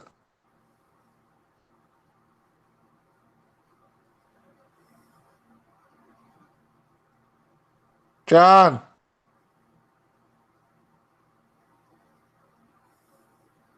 All right, I'm gonna do other shit. My battery's less full than I thought it was. I'll just put this here.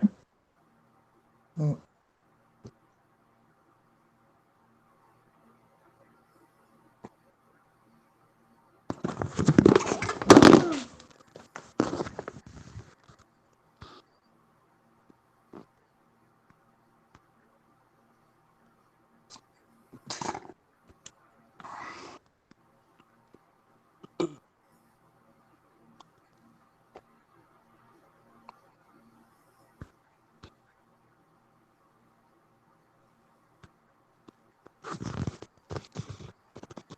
Why is it not showing anything?